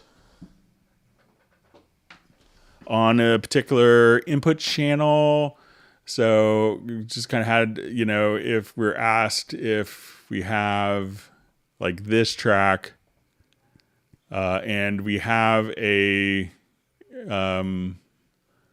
let's set our input here to this track that, so it was Johnny wanted the ability to be able to see the input metering without the track record enabled, like he could do in other programs. So, you could see it obviously in the mix console without that, but, within the tracks, if it's not metered, so if we see our audio 08 track here, we see the metering in the mixer, but we don't see it to the right here. I can see where that could be confusing either way, but I can see where I will pass that along as an option to, maybe see if that's available so that the behavior is consistent between the mixer and the channel, regardless of it being record enabled. And I think he also had a question from the last Hangout, which I may have misunderstood, about stacking and how to maybe comp tracks in different lanes when not in cycle mode. So let's say if I just have multiple recordings here, I'll disable cycle mode. So let's say I just have different recordings. So I'll just come here. All right, so let's say I now come back, and if we just do a recording kind of over top of it, it doesn't have to be in cycle. So, and you just figure out how to do a comp and show in different lanes. So let's say we'll just do this a couple more times.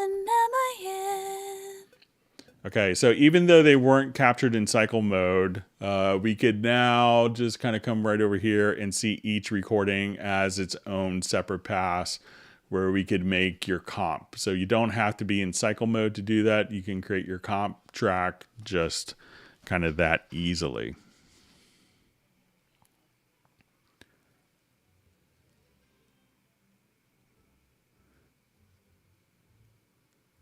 Okay, going through some more of the questions sent in. So it says, I'm having an issue between my Launch Key Mini and Cubase 10.5.2 on the PC running Win 10. When opening up a session with the Launch Key plugged in, Cubase will start loading. Then when it gets to Mac EQ, it gets hung up. The only way I'm able to get Cubase open is to unplug the Launch Key, force quit, and task Cubase and restart. Then I plug in the Launch Key, and it will see it again. When I first got the Launch Key, everything worked perfectly. There was a big Win 10 update last month, and that's when the problem started. I'm not sure what's happening. This can't be how it normally functions, right? So, if it's, if that is not kind of copacetic or is not working well with your Windows 10 update, what I would do is start the program without it connected. Go to your studio setup and where you have your Mackie control. I would try to just simply choose a different MIDI port here, or just choose to remove the particular Mackie control, or try to reset this and set a different communication, or just remove the Mackie control, start it with it, and then restart.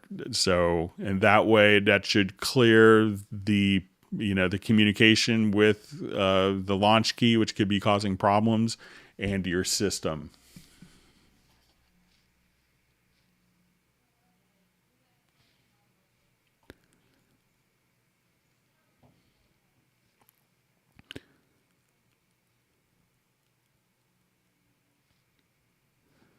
Okay, and then we also had a kind of a question about Pad Shop 2 factory content.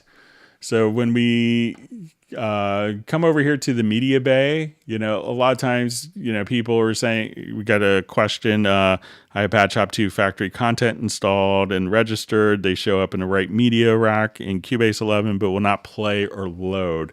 So you could be going to loops and samples and seeing Pad Shop 2 show up here. So depending on your system. So if you see, like here I see my Loop Mash, but these are the samples that were used in Loop Mash and not the actual presets. So try going to the VST instruments and go to pad shop here. And then load up the various instruments directly from here and not. So make sure you're starting off from the VST instruments and not audio. So we also had a question on if there's a way to determine differences between like an MP3 and a FLAC file. So let me come over here. And if there's a way in Cubase to, it was kind of more of a research if they could open up kind of two different files that were compressed to just kind of see exactly what was going on. And they were wondering if Spectral Layers could be able to determine between like the differences between files. And there's actually kind of a function in Wavelab for this. So let's say if we wanted to go to and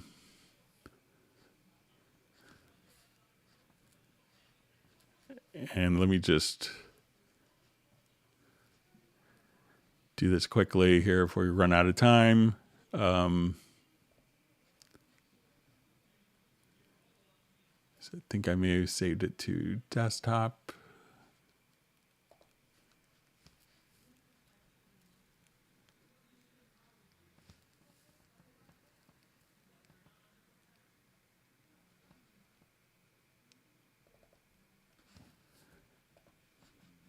But what you can do is, let me just see if this is.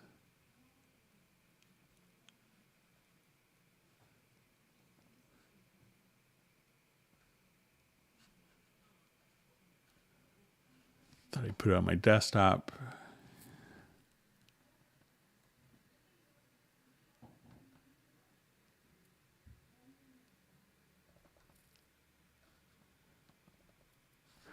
But in Wavelab, if you have two different audio files open, let me just see if they're maybe under downloads quickly. But there is a file comparator option. So as soon as let's say if I open up, I'll do just recent files.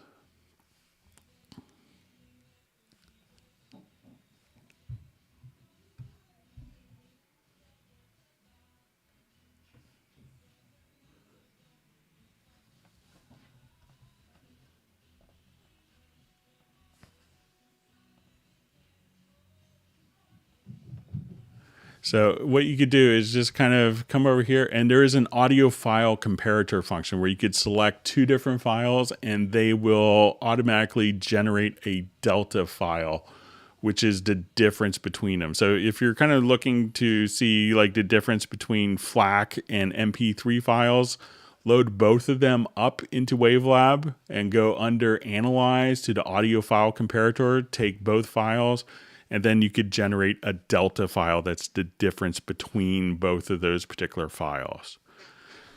All right, so we're just about out of time. We're going to lose our free capability of getting our captioning for people. Wanted to thank everyone for wonderful questions. I'll try to have a new MIDI controller for the next Hangout so it doesn't mess up my computer as much. Seems like everything's working once I kind of disconnected that, so I apologize for that. But we will start Friday at 1 p.m. U.S. Eastern, and mail any questions to clubcubase@steinberg.de, and we will see you guys on Friday. Take care.